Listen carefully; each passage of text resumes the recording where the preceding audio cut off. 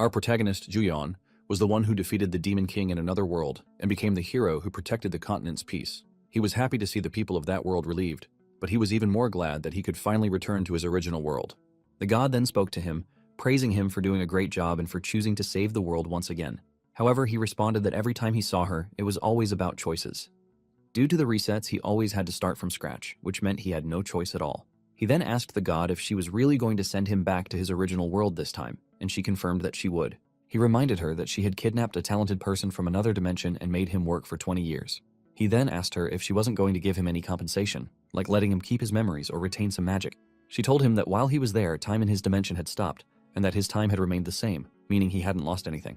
He clenched his teeth in frustration, but all he could do was sigh and agree with her. He then told her to just hurry up and send him back. Yet, she assured him that compensation for the time and effort he spent there would surely be given, though, like before, he wouldn't remember it himself. The god then gave him a god's fragment and told him she would give him a piece of her power as a gift. Depending on his choices, the flow of the dimension would change, and the world would shift according to his will. This left him speechless for a moment. He asked her if she could at least give him a hint, but she simply replied, "No." Irritated, he asked her why everything was always a no, and shouted at her to at least let him keep his memories of the continent. She only stared at him with a smile and pointed her huge finger at him. Then, she told him to go. Panicking, he tried to tell her to wait because he wasn't done talking. However, she didn't listen, and proceeded to send him to his original world, telling him to return to the place where his journey began, the world that would determine his fate. She informed him that she would continue to watch over his journey. As he fell through the space between worlds and felt his body slowly dissolving into the air, he tightly closed his eyes. Later, he woke up because of the bright light coming from his window and sat up, yawning in exhaustion. He wondered what was happening as he felt strangely refreshed. He checked his phone and saw a text from his manager asking if he was coming, if he was asleep, and if he knew that the morning shift started at 7 a.m. He panicked upon seeing it and rushed outside, knowing he was super late. A moment later, he arrived at the convenience store. The manager angrily scolded him, saying that if he continued being that late, it would be hard to keep working together. He respectfully bowed his head and repeatedly apologized to his manager. He felt down, wondering why his life was always this broken. Hours later, during his break, he ate bento as usual and sighed, realizing that his job at the convenience store wouldn't last long either. With overdue rent piling up, 1 or 2 part-time jobs wouldn't be enough. He then wished he had awakened. But then he was confused when a panel suddenly appeared in front of him, showing that he had activated the unique trait Skill Master, which shocked him. Awakened individuals are commonly called users, and it's been 5 years since augmented reality, like something out of a fantasy novel, enveloped the world. Along with the fields that began appearing across the earth, the world has long since started revolving around the new resources that come from them. Users are granted the power to conquer and pioneer these fields, which are dominated by monsters. Even menial tasks within these fields can generate income, which is why everyone wants to become a user, even though it means stepping into the unknown, because rewards more tempting than the danger are scattered everywhere. However, not all users make a fortune. While some awaken with high-grade unique traits from the start, others do not. At the pinnacle stands the world's #1 ranker. The first to reach level 70 and possessor of the SS-grade unique trait Dragon Speech was Muhammad Al. One day, Al uploaded a video to his personal channel. Countless people clicked on it out of curiosity, and they couldn't look away for even a second. In the video, Al was facing a swarm of monsters. Calmly, he activated his power through his staff, and viewers witnessed the dream of all mages, magic that anyone who had read even one fantasy novel would admire. Al then released a barrage of powerful meteors, obliterating the monsters without breaking a sweat. The viewers were stunned, unable to believe they were witnessing such a spectacle with their own eyes. They thought it was insane. This was an A-grade field after all. No one could believe that a level 70 user could cast such a devastating spell. The meteors destroyed everything in their path, and even a monster capable of wiping out a city couldn't withstand them. Everyone wondered how a mere monster could ever oppose the wrath of nature itself. At the end of the video, Al stated that the skill they had just seen was the SS-grade meteor rain. He then announced that exactly 1 week from the video's upload, if anyone could showcase magic more splendid and powerful than meteor rain, he would give them a ring artifact as a gift. Everyone knew the ring he was referring to, the elemental ring, the first and only publicly revealed SS-grade artifact, and the ultimate accessory every magic-based user dreamed of possessing, even in their sleep. However, not everyone was impressed by Al. A man asked a woman why she thought so, since just offering such a prize was already a huge deal. The woman replied that Al was basically declaring he wouldn't give the elemental ring away at all. She questioned where in the world there could be anything more powerful than an SS-grade skill. She then showed the man how Al had set a trap by making the condition of winning based on magic, with Al himself as the judge. Irritated, she added that the judging was subjective, meaning Al had no real intention of giving away the ring. She then shouted that she was jealous, and that Al was infuriating. Though people couldn't help but envy Al's flex, the video became a hot topic. Yet in the end, It seemed like a story from another world that no one could ever catch up to. Or so it seemed. A few days later, Juyeon headed into the forest. When he felt far enough from the city, he stopped. With a single motion of his fingers, a meteor rain even more powerful than Al's dropped from the sky, annihilating the ground around him, except for the patch he stood on. Shocked but amazed, Juyeon laughed in awe and shouted excitedly that Al's skill was awesome. He then uploaded the video to social media under the anonymous name user034512, making sure his face wasn't visible. Everyone who watched it was left speechless, their mouths agape. As the comments poured in, one thing was certain. Al had lost, and now the world was left wondering, who was that person? Users upon awakening are typically granted one unique trait. A unique trait enhances the effects of specific skills and is commonly understood to function similarly to a class in games. The well-known unique traits revealed to the world are Dragon Speech, Miracle, Regeneration, and Lethal Strike. A user with Dragon Speech becomes a mage more powerful than a dragon. A user with Miracle becomes a healer, said to be capable of reviving even the dead. A user with Regeneration becomes a tank, who can regrow limbs and continue fighting. A user with Lethal Strike becomes a warrior capable of defeating any enemy. However, Juyeon didn't know what his trait, Skill Master, was truly about. A moment ago, Juyeon had been busy at his computer, searching for answers. He knew that when evaluating unique traits, the first thing to look at is the grade, because the higher the grade, the better the effects and the more subtraits it has, or so they say. Among users, known grades range from F grade to SS grade. When he opened his status window, it revealed that his trait was an X grade unique trait, an unknown category, but he was sure it must be an incredible cheat ability. However, his stats didn't agree. They were so low that he wondered sadly whether high-grade traits weren't supposed to come with stat boosts. He found it hard to believe. Getting all stats at 1 wasn't easy even for a normal person. Still, he comforted himself by thinking at least he still had the trait. The system then explained to him that Skill Master could use all skills.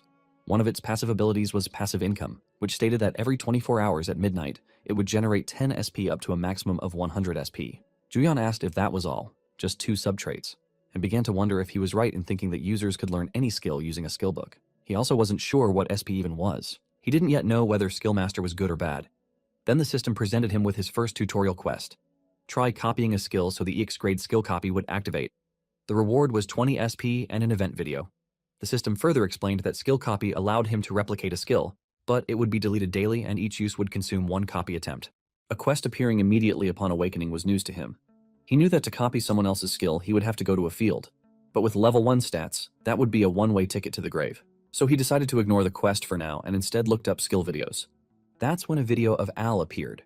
The system analyzed it and confirmed that Al's skill was Meteor Rain, grade SS, and displayed all its details. Then the tutorial event triggered, a linked event from the tutorial quest, and the system informed him that a special tutorial map would now be opened. This was a one-time opportunity. It explained that copied skills could only be used within the tutorial map, and while inside, all of Juyeon's stats would be increased by 999. The system then asked if he would like to copy Meteor Rain. Juyeon was shocked. It could even be copied from a video? That's when he tested Meteor Rain in the field. Back in the present, Al was watching the viral video while calmly humming and sipping wine. Someone then picked up the remote and turned off the television. A woman asked Al if giving away the elemental ring was really that great of an idea. But Al just responded by asking her what the odds were that a skill obtained less than a week ago would fall into someone else's hands. She replied that there were plenty of similar skills in the world. Still, he pressed, what if it was an SS grade skill with the exact same name? She argued that there was no confirmation that it was SS grade, and it could have been staged to look similar, especially since no trace of such a field had been found. But Al firmly stated that he was sure it belonged to at least an SS grade unique trait. He then instructed her to pass along a business card with the ring. Finally, he informed her that they would stay cautious for now, so it was best not to approach directly, only to say the ring was a gift for someone he hoped to become friends with in the distant future. Meanwhile, at the convenience store, Juyeon was excited as he watched the insane view count on his video and remembered that the system had even recorded a video for him. A child nearby was asking him how to spell Tteokbing jelly, but he ignored her, too absorbed in his excitement.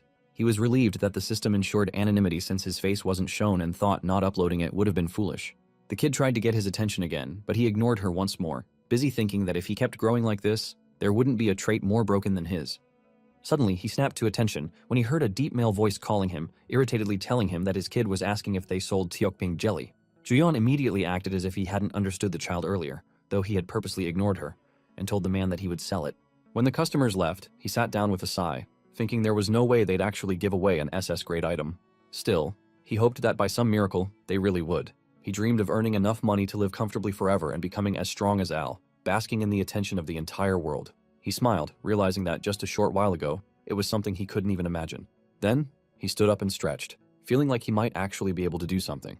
Just then, he received a comment on his video. It was from Al. Al commented that he would give him the elemental ring with no conditions attached. Other viewers responded with disbelief, asking if Al had gone crazy for offering an SS-grade ring, while others were simply amazed. Juyeon stared at his phone, frozen in disbelief. He then read a comment stating that Al had once claimed he'd give anything to someone who brought him an S-grade staff, and when someone actually did, Al paid 200 billion won in cash. That reassured Juyeon. The ring would truly be his. Soon after, without expecting anything more, Al's secretary, Lee Soo-yeon, met with Juyeon regarding the delivery of the elemental ring. After handing it over, she escorted him home, informing him that Al would like to meet him at least once. Juyeon remained stunned in silence the entire time, up until he was back home, wearing the elemental ring on his finger. He asked himself if the ring was real, and the system confirmed it.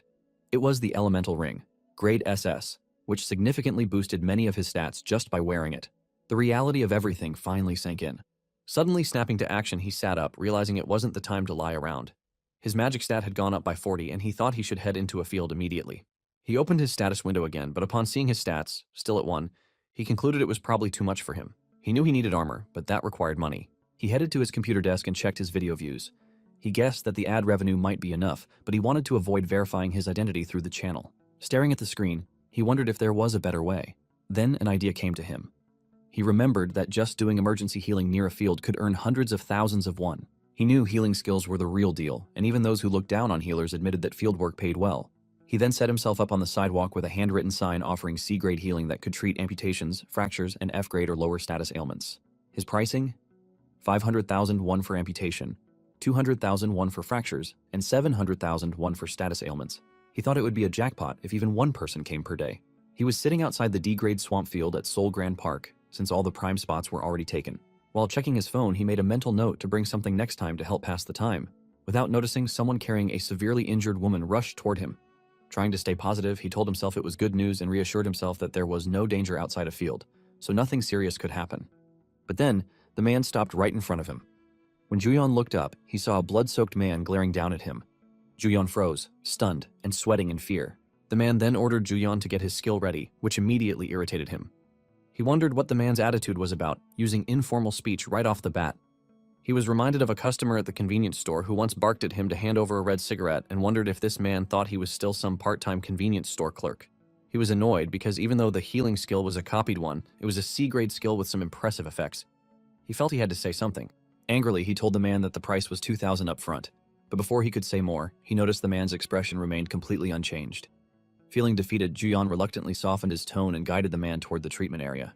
As they walked, he caught the rotting smell of blood in the air, and anxiety kicked in when the man suddenly pulled out the woman's severed arm. The man slapped the arm back against the woman's shoulder and shouted at Juyeon to hurry. Juyeon panicked. He had only seen scenes like this in movies, and this was his first time dealing with something so gruesome in real life. He nervously wondered if the skill would activate properly, but reminded himself he had to pull it off. Then he activated his copied skill, Light of Recovery Grade C. Doing his best, he attempted to reattach the woman's arm. Later, his work complete, he finally lay down, completely drained. But then he recalled that the man had demanded healing 3 times. He couldn't believe it. He knew that if he hadn't had the elemental ring, which restored 20% of his mana, he would have been in serious trouble. He looked at his hand, recalling the severed arm, and wondered what on earth was happening inside the fields. Still, he decided not to think too much about it. He was sure of one thing. He could make a lot of money and could now quit his part-time job. He began thinking about what he should do with his new income. Investments, stocks, or maybe even crypto. He opened his luxury strawberry yogurt, tossed away the lid without bothering to lick the excess yogurt off it because he figured he was rich now, and enjoyed it in his huge bed. He wondered if this was what luxury tasted like. Still, he reminded himself that he needed to earn more SP for growth. Just then, the system displayed a new tutorial quest. Raise the level of a subtrait. It explained that this was one of the key methods for acquiring SP, which was essential for growing the skill master trait. The reward for completing the quest was 100 SP and the activation of 2 subtraits. However, the system warned him not to forget. Raising the level of passive income was the top priority for growth. He found it strange that traits could have levels, but thanks to the system, he figured out that traits could be leveled up by spending SP. It would take 100 SP to level up passive income. Since the quest reward was also 100 SP, he considered it basically free, especially because leveling up would unlock a new subtrait. That meant he absolutely had to complete the quest. Opening his SP window, he saw that he had 70 SP left. He calculated that since passive income gave him 10 SP per day, he could complete the quest in just 3 days. As he was thinking through what to focus on next, someone knocked on his door and informed him that his room service order had arrived. Excitedly, he responded that he was coming, convincing himself that this was research on skill combinations, not a hotel vacation. He let the staff bring in the food, and once the table was filled with delicious, expensive dishes, he turned on the television and began eating. From a video, he learned that S-grade and higher skills were practically extinct. He realized that even if he copied them, they would vanish after midnight. He gave thanks to Al for casually revealing an SS-grade skill, which was extremely rare. Then he changed the channel, wondering if someday he might be able to keep copied skills permanently by leveling up. He decided to organize his skills, dividing them into categories for immediate use and for later, and saved them into playlists. He then placed Meteor Rain, Explosion Shot, Ice Spear, and Ice Wall as his top 4 skills. Just in case, he added Body Hardening, and also included Teleportation Technique because it looked cool. As he kept adding more, he thought to himself that internet skill shopping was the best. Bro is shopping skill, like it's clothes. A moment later, he had finished all the food, enough for a whole party, and leaned back on the sofa comfortably. He had registered as a healer with the User Association and had taken care of everything. Happily, he lay in bed wondering how much his value would skyrocket if he could use healing, buffs, and magic. He even fantasized about some stunning beauty sending him a love call. A few days later, he was back at his usual spot outside the D-grade field. The woman from the other day approached and told him she was really grateful for what he did back then. He looked at her, speechless and confused. The woman asked if he didn't remember her. He replied no, and added that she was far too beautiful to have had any connection with him. She then reminded him that her brother had brought her to him for healing a few days ago, pointing toward the same arrogant man.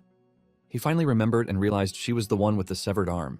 He had thought the woman was the man's girlfriend, since he had spent so much on her. But now he knew she was his sister. She shyly told him she was glad she could thank him in person because if he hadn't been there, she might have actually died. She then asked if he was currently in a party, to which he simply replied no. She asked again if he belonged to any guild, and again he replied no. She smiled and said that was perfect, because their party needed a temporary healer. Her offer startled him. He wasn't ready to step into a field yet, and he knew he needed to decline. But then she sweetly asked if he'd like to grab a coffee and chat if he had time, adding that if he gave her his number, she'd contact him later. She really tries to riz our boy. He blushed and was about to agree, but suddenly, both of them were shocked by a loud scream. A man was dragging another severely injured man, shouting that they'd gotten wrecked in the field and needed a healer who could treat status ailments. Hearing the sound of money, he rushed to them and activated his healing skill. After treating the injured man, the comrade handed him payment. Juyeon then glanced back at the woman. With tears in his eyes, he apologized and explained that joining a party was just too much for his level right now. She laughed awkwardly and reassured him that they could carry him. They had an S-grade tank and an S-grade mage. But Juyeon quietly collected his money and folded up his mat. Confused, she tried to stop him, but he sprinted away while repeatedly apologizing. He didn't dare look back, haunted by the memory that even S-grade users had barely escaped from a D-grade field just moments ago. He kept running, face flushed with embarrassment and regret, wondering when he'd ever get the chance to party with a beauty like her again. He swore to himself that he'd quickly gather money and SP and become a true golden spoon mage. Later that night, Juyeon lay on the balcony of his hotel room gazing at the city lights and thinking that this was finally the day he had been waiting for. Just then, the phone next to him rang. It was exactly midnight. The system popped up, informing him that he had obtained 10 SP and asked if he would like to upgrade passive income to level 2. He agreed. With the upgrade, passive income increased to level 2, boosting his SP gain every 24 hours at midnight from 10 SP to 50 SP. Amazed by the 5-fold increase, he wondered if he should check his quest rewards. The system then showed that he had completed the tutorial quest and received 100 SP as a reward, along with a unique trait subtrait and trait bestowal level 1, which grants one random F-grade unique trait to a copied skill. He understood that unique traits represented a user's tendencies. While users could all use the same skills via skill books, the power of those skills varied significantly from person to person, fundamentally due to the differences in their unique traits. This naturally placed Skillmaster at a disadvantage. Without unique traits, copied skills would always perform worse than those of the original user. However, Meteor Rain in the tutorial map had been an exception. Now he wondered if copied skills from this point on would also come with unique traits. It felt like a cheat, though the word random still bothered him. The system then presented his options.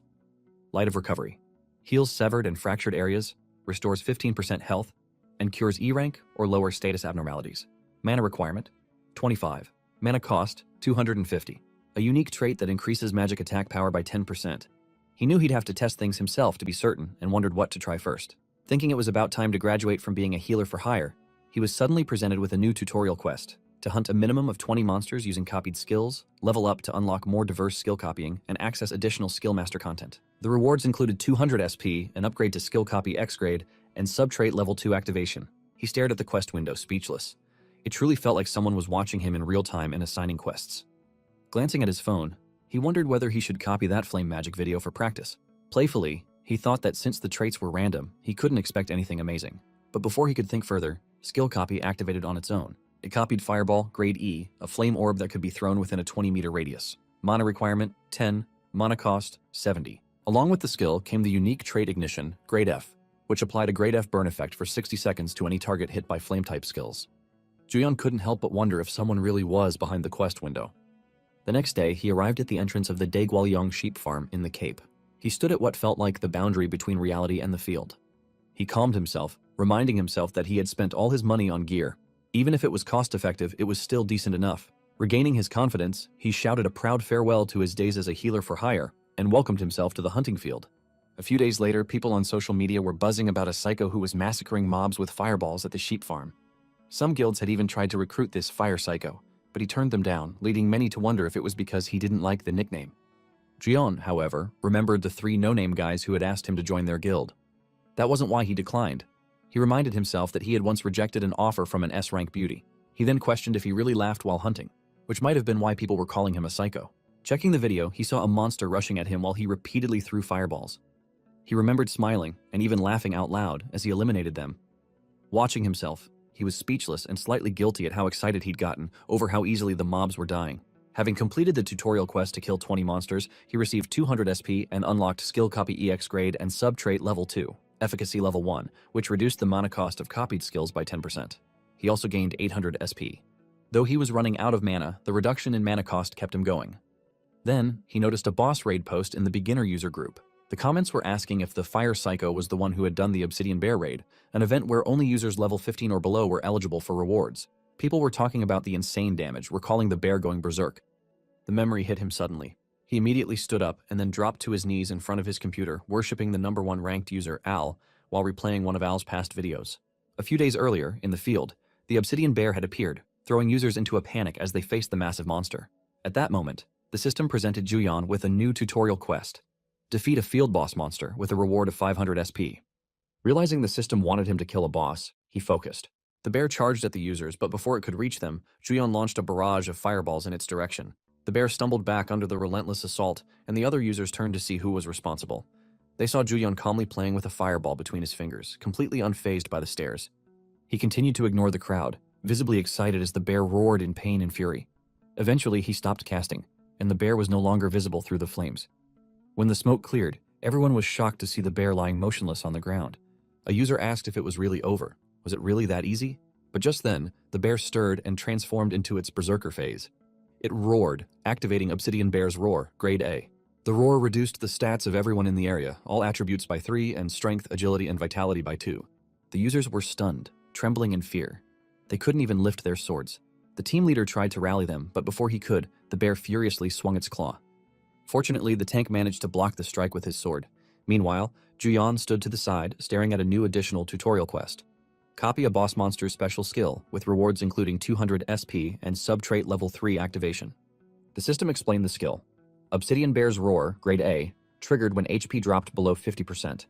It reduced all lifeform stats by 3 within a 30-meter radius. If the affected stats were lower than the caster's, they'd be further reduced by 2.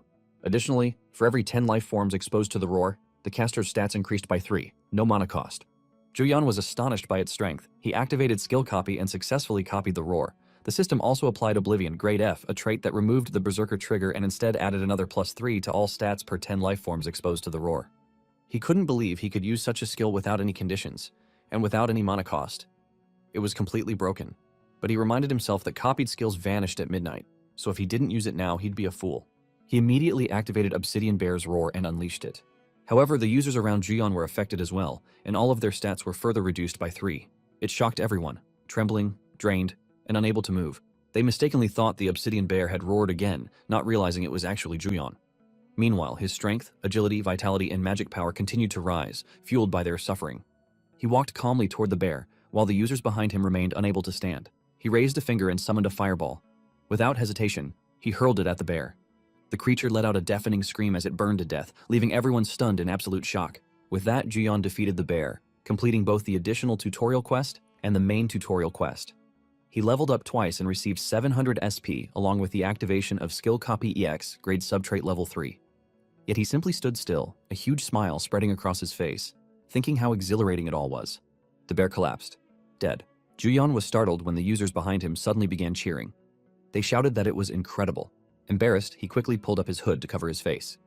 Somehow, the cheering users looked familiar to him, leaving him wondering what that strange feeling was. Just then, the system announced that it was beginning the process of absorbing the obsidian bear's soul. All users present received a permanent +1 stat boost across the board. Juyeon was amazed. He could feel the change and asked if this was the legendary boss monster soul he had only heard about. A field boss's level was typically at least 10 levels higher than the field it appeared in. If players tried to overcome that gap by bringing in high-level users beyond the field's level limit, the contribution system would prevent them from gaining anything. The boss's body would vanish, and no items would drop. It was a cruel system designed to ensure fairness, but also high risk. Despite the danger, users still hunted field bosses for one ultimate reason: item drops. Field boss corpses yielded valuable materials and could drop gear worth hundreds or even thousands in currency. Their bodies were, in essence, made of gold, but Juyeon wasn't interested in that. He was just thrilled that his strength stat had finally reached 2. The soul absorption bonus allowed all raid participants to permanently boost their stats, and for him, that was worth more than any drop. Suddenly, the other users approached him, praising the raid's success and congratulating him for his role. They admitted he was the MVP of the battle, alongside the raid leader.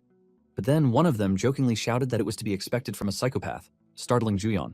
The raid leader stepped forward, explaining that they had prepared for injuries once the boss went berserk, but Juyeon's overwhelming damage output had allowed them to get through safely. Everyone had worked hard, but his contribution stood out. The leader then opened his item status window. It displayed the pitch-black dragon gauntlets, grade F, with E-grade defense. They increased strength by 3, and if health dropped below 30%, they activated berserk grade E, increasing all stats by 2 for 24 hours. The leader commented that the gauntlets were excellent overall, though the activation condition was a bit risky. Juyeon agreed. Being under 30% health meant walking a razor's edge. The leader then explained that the boss item and materials would be distributed through the player association and asked if anyone had objections. But before anyone could answer, a voice interrupted. A man stepped forward with 2 enormous bodyguards and offered to buy the boss item for 90% of its appraised value, in cash. The leader asked who they were. One of the users whispered that those men were known as boss item hunters. They showed up like ghosts whenever a field boss dropped loot, always ready to buy everything up.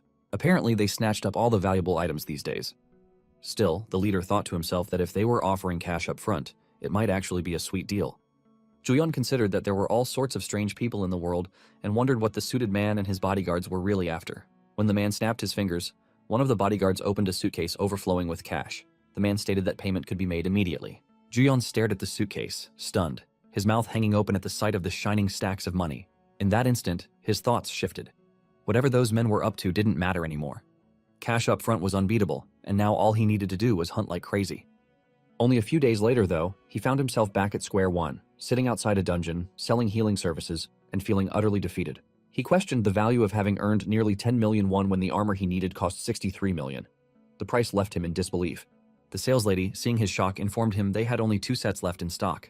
In a panic, he turned and ran off, shouting over his shoulder that he would definitely come back. Juyeon thought that if only he still had access to the obsidian bear's roar with the oblivion trait applied, he could focus solely on hunting.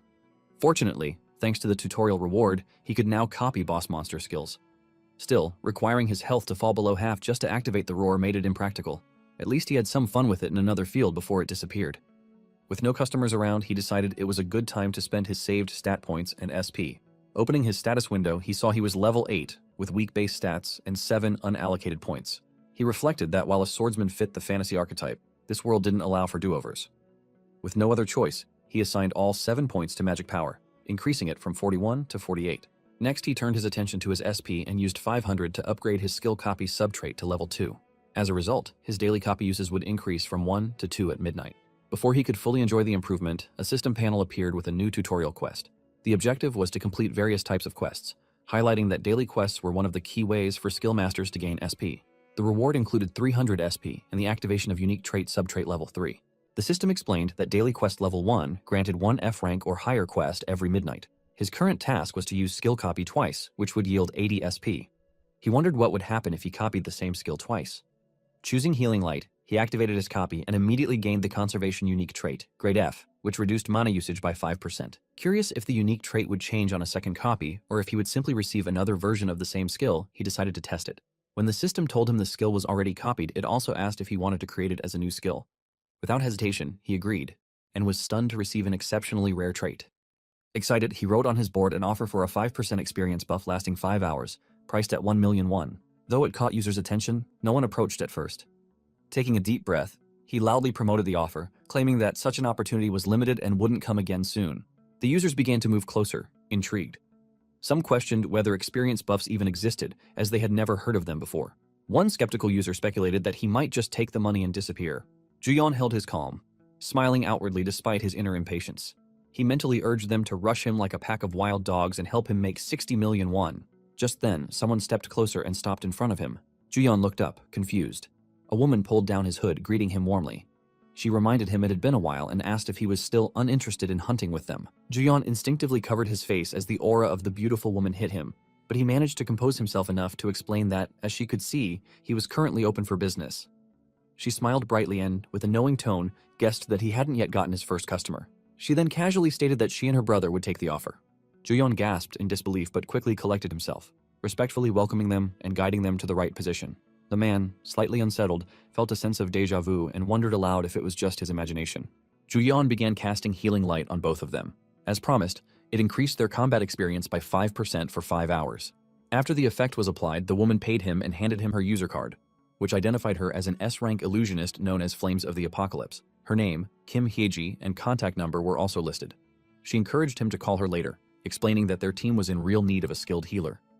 As she walked away with her brother, she told nearby users that Juyeon's buff was real, and personally guaranteed the 5-hour duration and 5% experience increase. Her confident endorsement immediately drew attention, and users began rushing toward Juyeon, eager to receive the buff. He felt deeply grateful for Hyeji's support, and we can see it clearly on his face. With renewed energy, he urged the crowd to form a line, promising he would cast the buff on each of them as soon as his mana recovered. Meanwhile, Hyeji and her brother walked toward the field.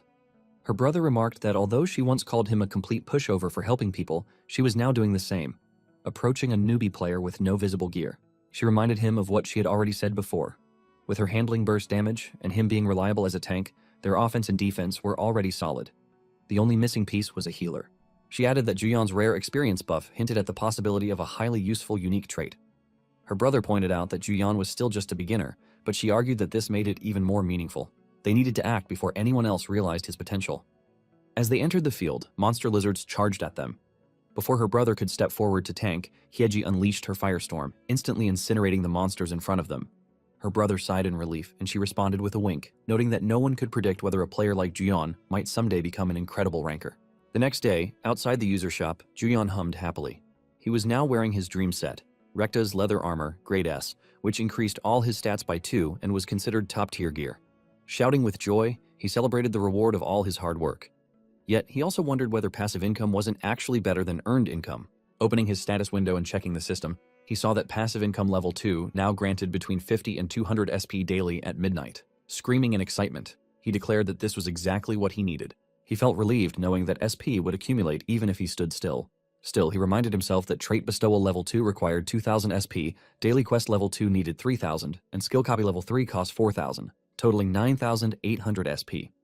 Doing the math, if he earned the maximum 200 SP per day, it would take 49 days to reach his goals.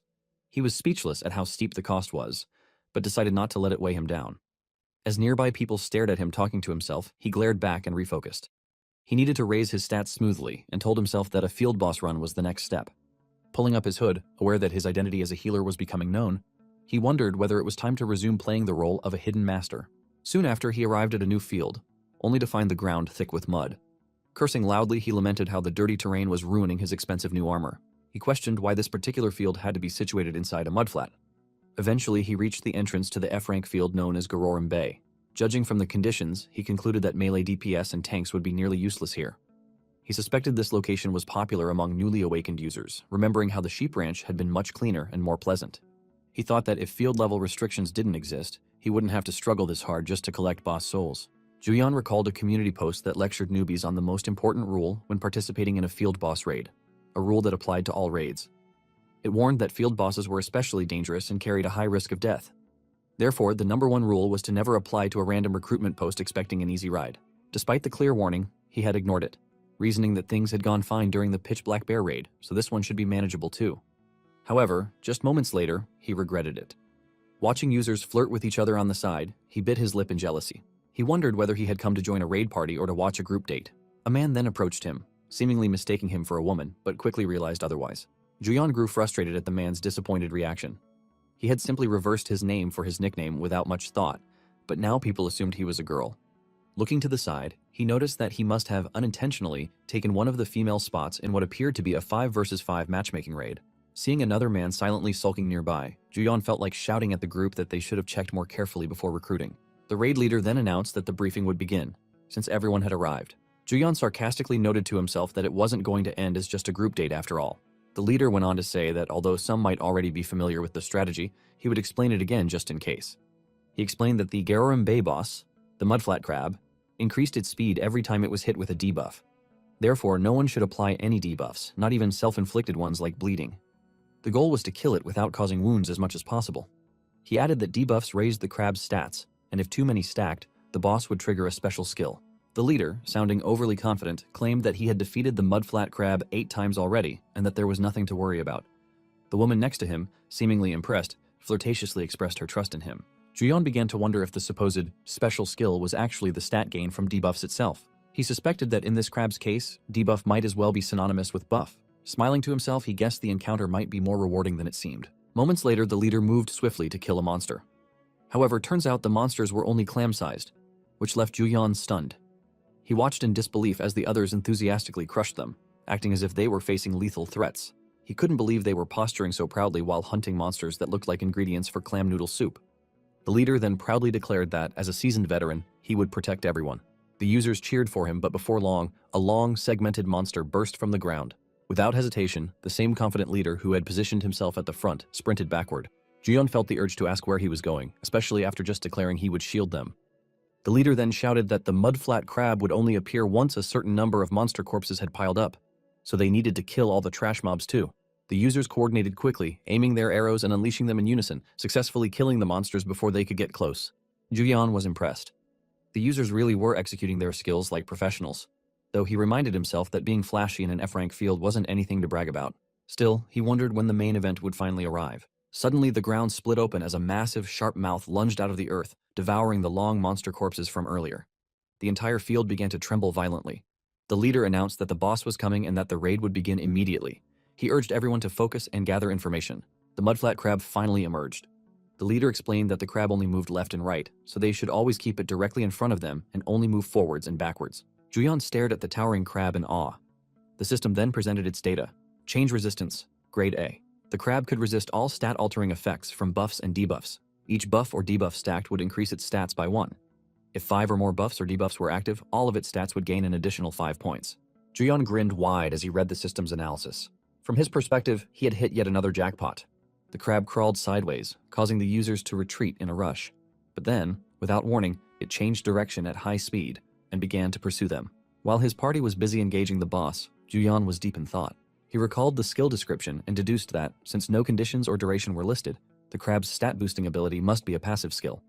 The more buffs or debuffs applied, the stronger it became, and that possibility excited him. However, his excitement quickly deflated when the party leader issued an order for everyone to use only physical attacks. Juyeon stared at him, questioning why the main tank was making strategic calls. He then remembered the earlier explanation about how debuffs increased the crab's stats. It dawned on him that even continuous physical attacks could cause bleeding, which was itself a debuff. As the users loosed another synchronized volley of arrows, he realized the strategy. The tanks would draw aggro while ranged attackers slowly chipped away at the crab. That was likely why the leader had recruited so many ranged DPS members. But Juyeon knew it was too slow. He wondered how they were supposed to defeat a monster of that scale without inflicting any wounds.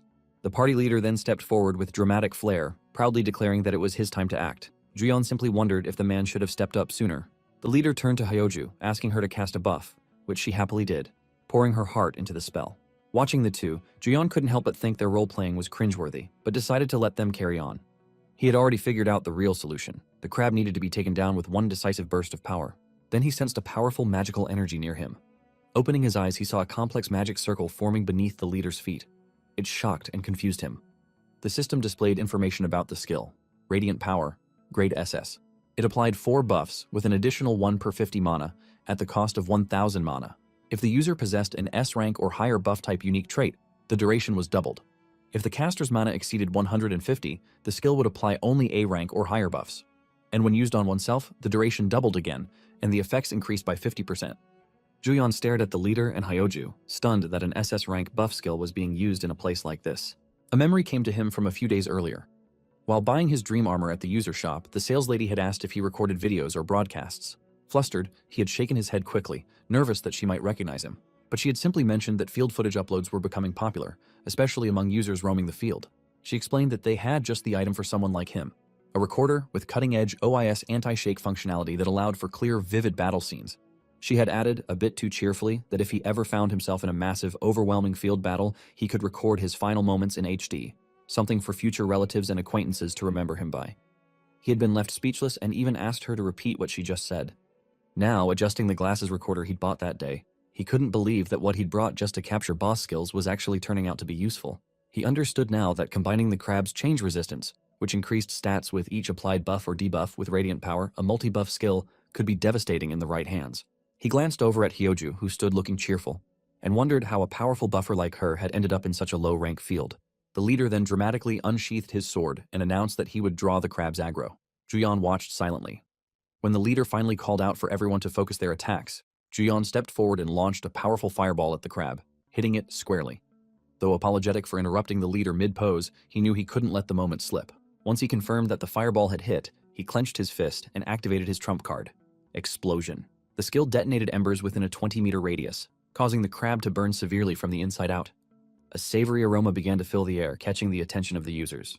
Some asked aloud what it was, remarking that the smell made them crave rice mixed into a crab shell, topped with leg meat, ready for a big bite. They didn't seem to realize they were describing the field boss itself, now perfectly cooked and transformed into a golden-orange delicacy. The raid leader stood frozen in fear, sweating and speechless.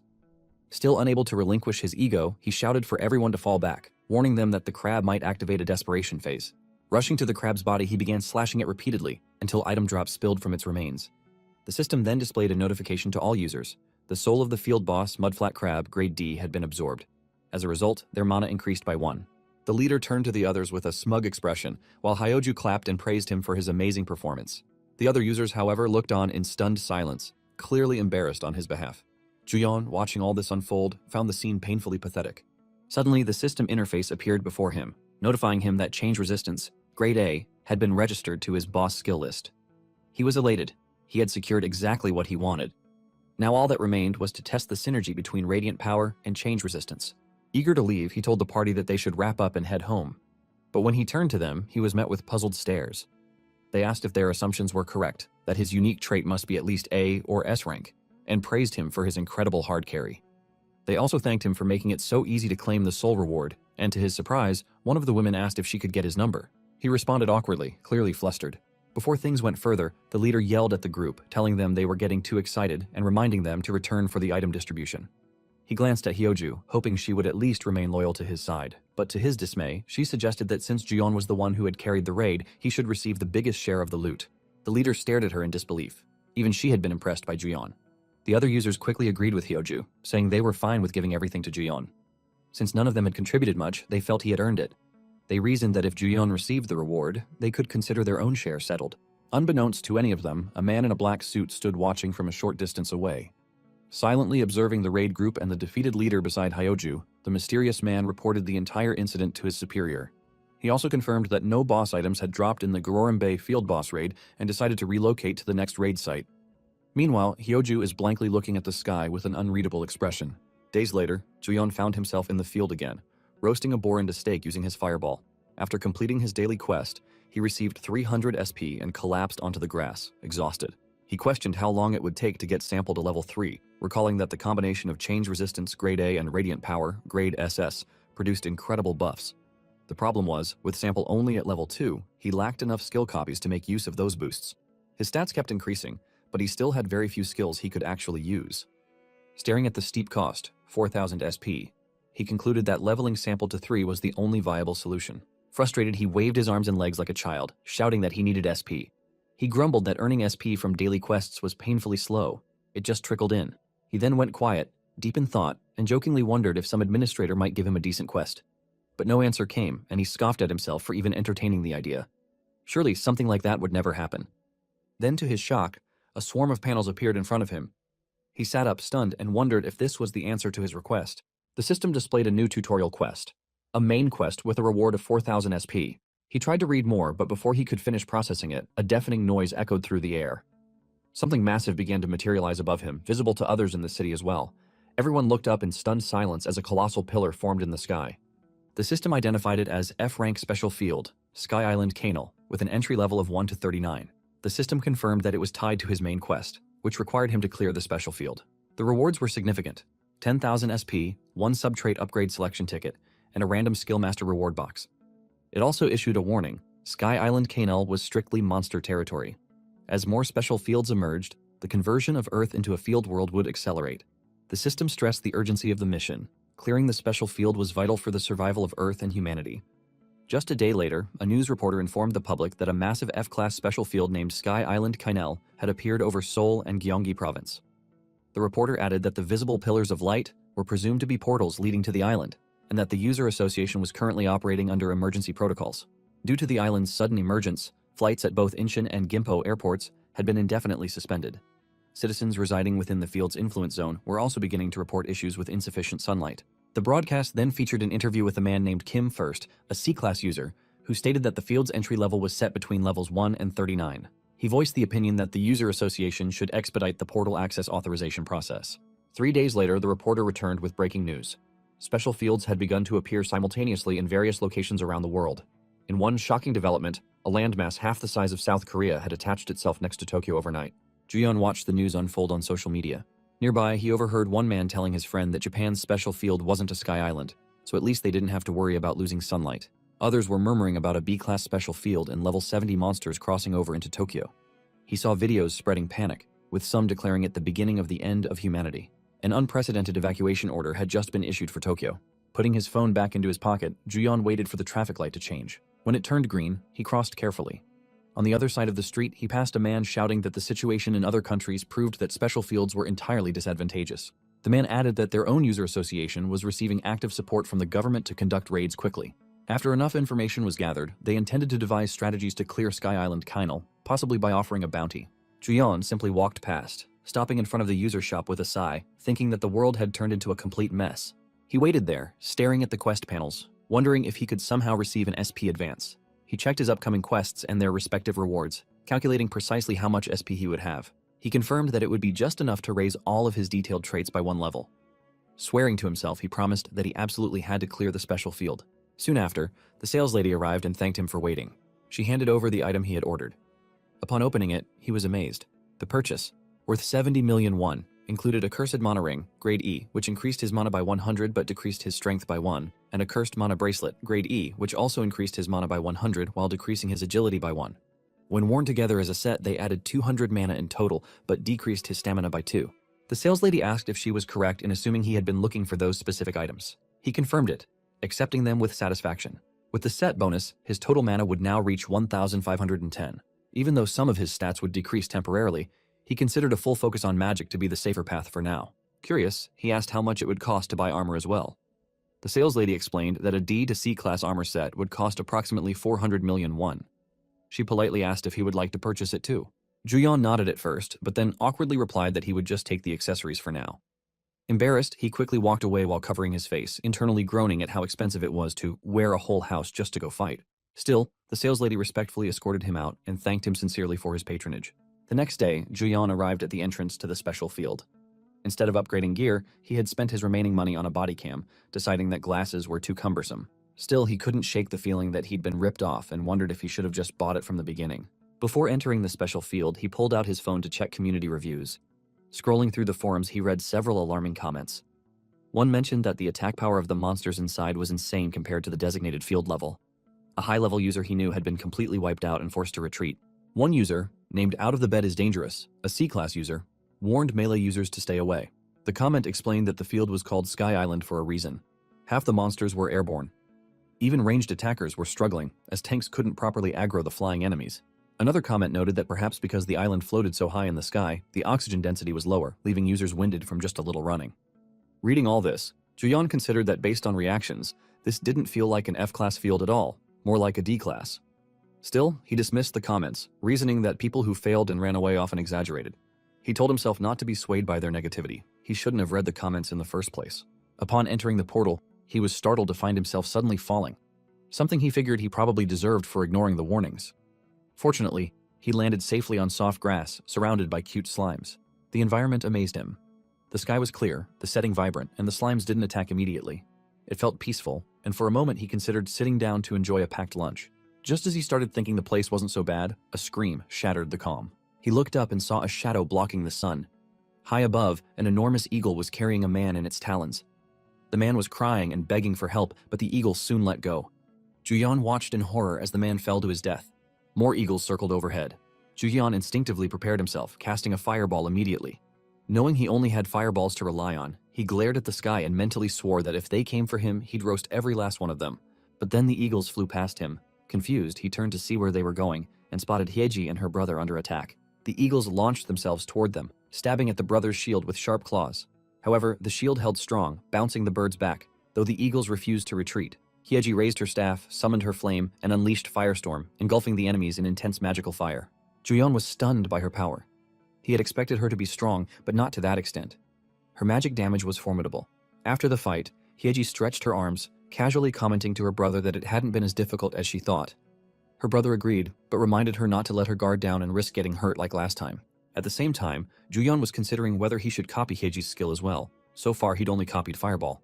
As he pondered this, one of the slimes quietly approached from behind and began to mount his leg. Hyeji, meanwhile, brought up the incident again, telling her brother that if they'd had a healer back then, she wouldn't have gotten injured so badly. The more she thought about it, the more she regretted not recruiting Juyeon when they had the chance.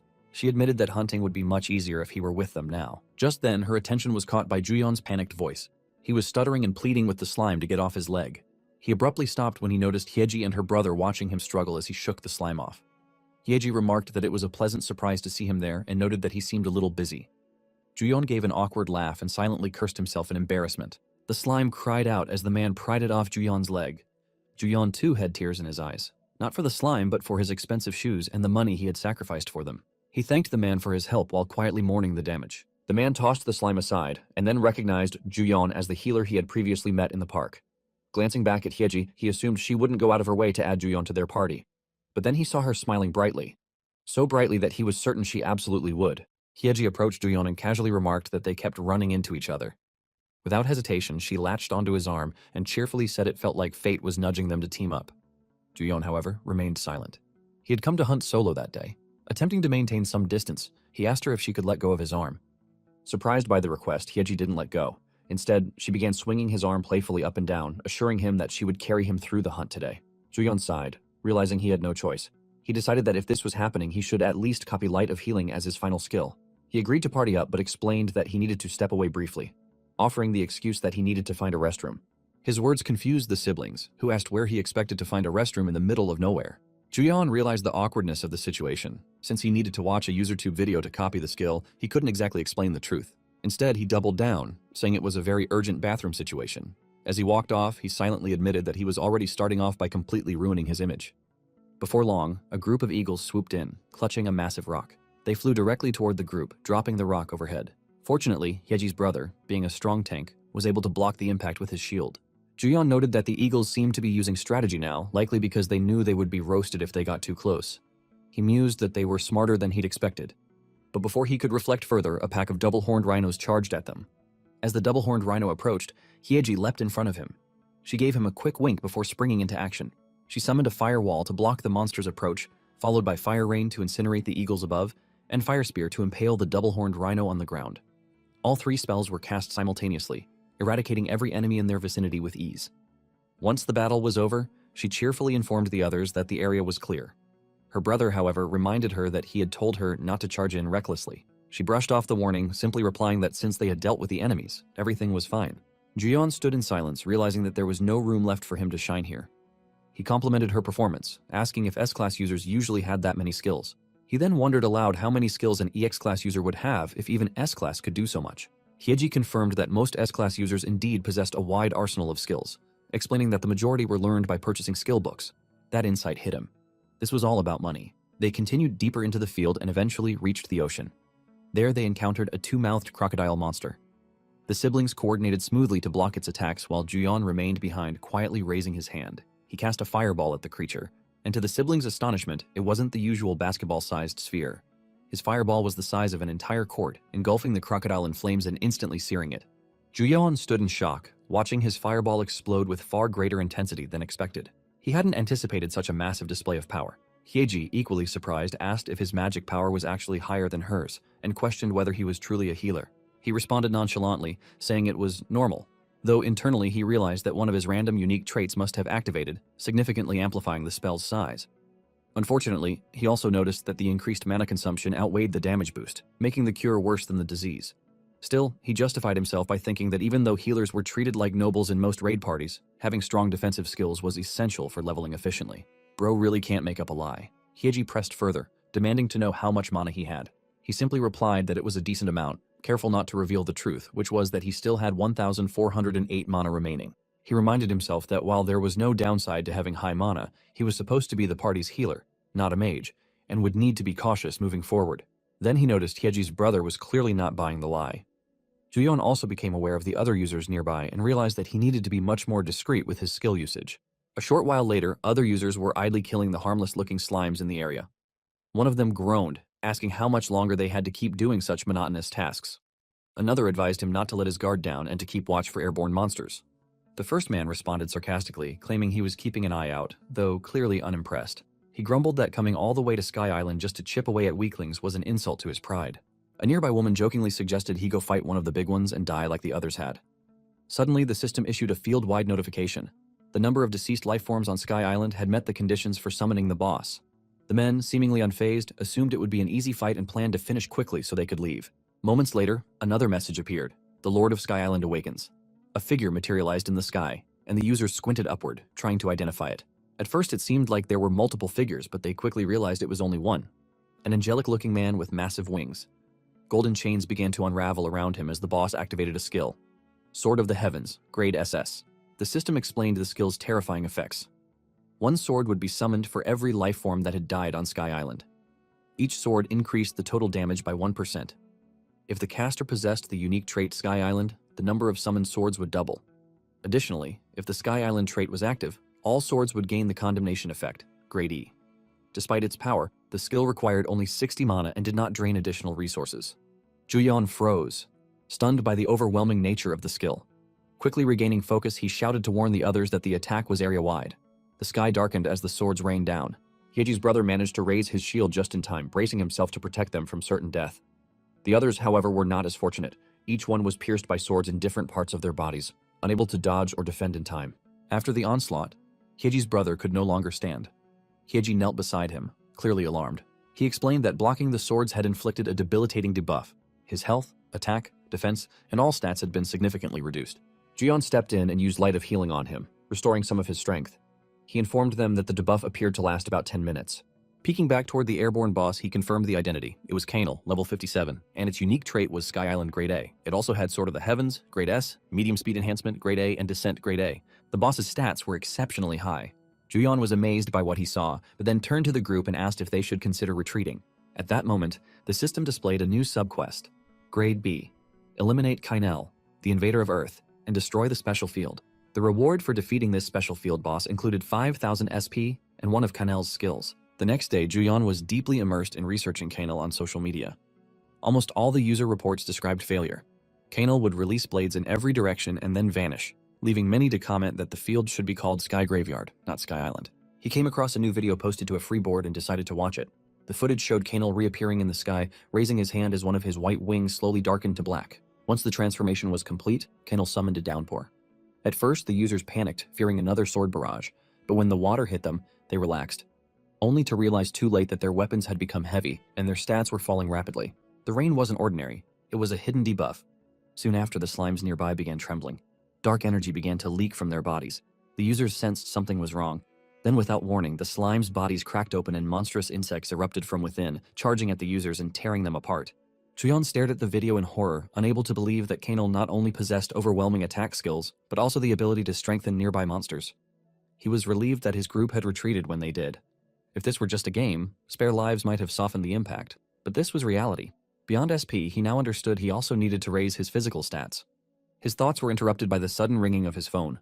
The loud sound startled him, and when he checked the screen, he saw Hyeji's name. though he couldn't recall when he'd saved her number. He answered, and Hyeji introduced herself, just to confirm it was him. She asked if he had returned to Sky Island since their last party play. He told her no, and explained that while he had planned to go back, he was still struggling to grasp the boss's patterns. He added that there were now reports of Sky Island monsters descending into Seoul, similar to what had happened in Japan. Hyeji responded that the time to act had come. She informed him that a large-scale Kainal raid team had been formed and asked if he would like to join them. The announcement stunned him. A few days later, users had gathered in the D-Class swamp field at Seoul Grand Park. Among them were notable A-Class and B-Class users. Footage of the event was already circulating on UserTube. Off to the side, 2 F-rank users whispered among themselves. One of them asked why such high-ranking players were in a D-Class field. His friend replied that the gathering was for a preliminary meeting of the Kainal raid team. The D-Class field was just a warm-up. The first man expressed jealousy, wondering what kind of user could qualify to participate in such an elite group. Juyeon stood nearby, trembling with a mix of anxiety and embarrassment. He questioned whether he even belonged there. He awkwardly looked down at his clothes, thinking it was at least a smart move to wear something different than what he had worn as a mage. Suddenly, a cheerful voice called out his name. When he turned, he saw Hyeji and her brother. Seeing someone familiar immediately put him at ease, and he hurried over to greet them. He quietly asked if it was really okay for an F-class like him to be present when the minimum requirement was B-class. He remembered that he had registered with the User Association as an F-class healer to hide his real identity. Hyeji simply pointed out that no F-class healer used a C-class healing skill. She also noted that debuff removal was essential for this raid, so the team was accepting participants without strict conditions. She then remarked that it was about time for the raid leader to arrive. Moments later, they heard footsteps approaching at a steady pace. The entire field fell silent as a man walked into view. The users stared in awe. Hyeji, grinning, introduced the newcomer as the raid leader of the Kainal Conquest team and the SS-class warrior of the Rank 1 Guild Daihan, Lee Haesung. Haesung addressed the group, stating that before beginning the briefing for the Kainal raid, it was important to assess the individual capabilities of the raid members. He suggested starting with a warm-up and then turned to lead the way into the field. Hyeji beamed and remarked that the instructions were clear and concise. She asked if they were ready to get some revenge for what happened last time. Juyeon was struck by how no one questioned Haesung's blunt and somewhat rude tone. For him, though, it didn't feel rude. It was undeniably cool. A crazy kind of cool. Soon after, inside the D-class field, lizard monsters charged toward them. Haesung swung his massive sword with ease, cutting them down effortlessly. Juyeon stared in admiration, thinking again how cool the man was. But he snapped back to reality when he realized that wielding a sword with his stats would be suicidal. With such low base stats, he was surviving largely thanks to the elemental ring. The magic route was clearly the safer choice. Still, there was something oddly familiar about holding a sword, even though he had no memories of ever doing so. He refocused on his role, healing injured users as they fought. He reminded himself that close-quarters combat was too dangerous for now, and that ranged magic was his safest option, at least until he found a way to raise his physical stats. And yet, his inner warrior teased him, asking if he really believed that. As Haesung fought at the front lines, a strong surge of magical presence filled the air, yet it wasn't coming from Haesung. Juyeon felt it inside himself. His inner warrior urged him not to waste his abilities in hiding. As they continued practicing, he saw what he was looking for. The Bloodstained Battle, Grade SS.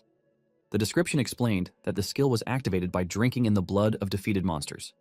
It absorbed the target's stats temporarily, though the effect disappeared 5 minutes after combat ended. If the user possessed an S-class or higher combat type unique trait, additional stats would be absorbed after the blood of 10 monsters was taken. Furthermore, if the user's strength reached 50 or higher, their magic power would increase by 10% of their strength. Juyeon grinned. He had just discovered a ridiculously powerful skill that could instantly raise his physical stats.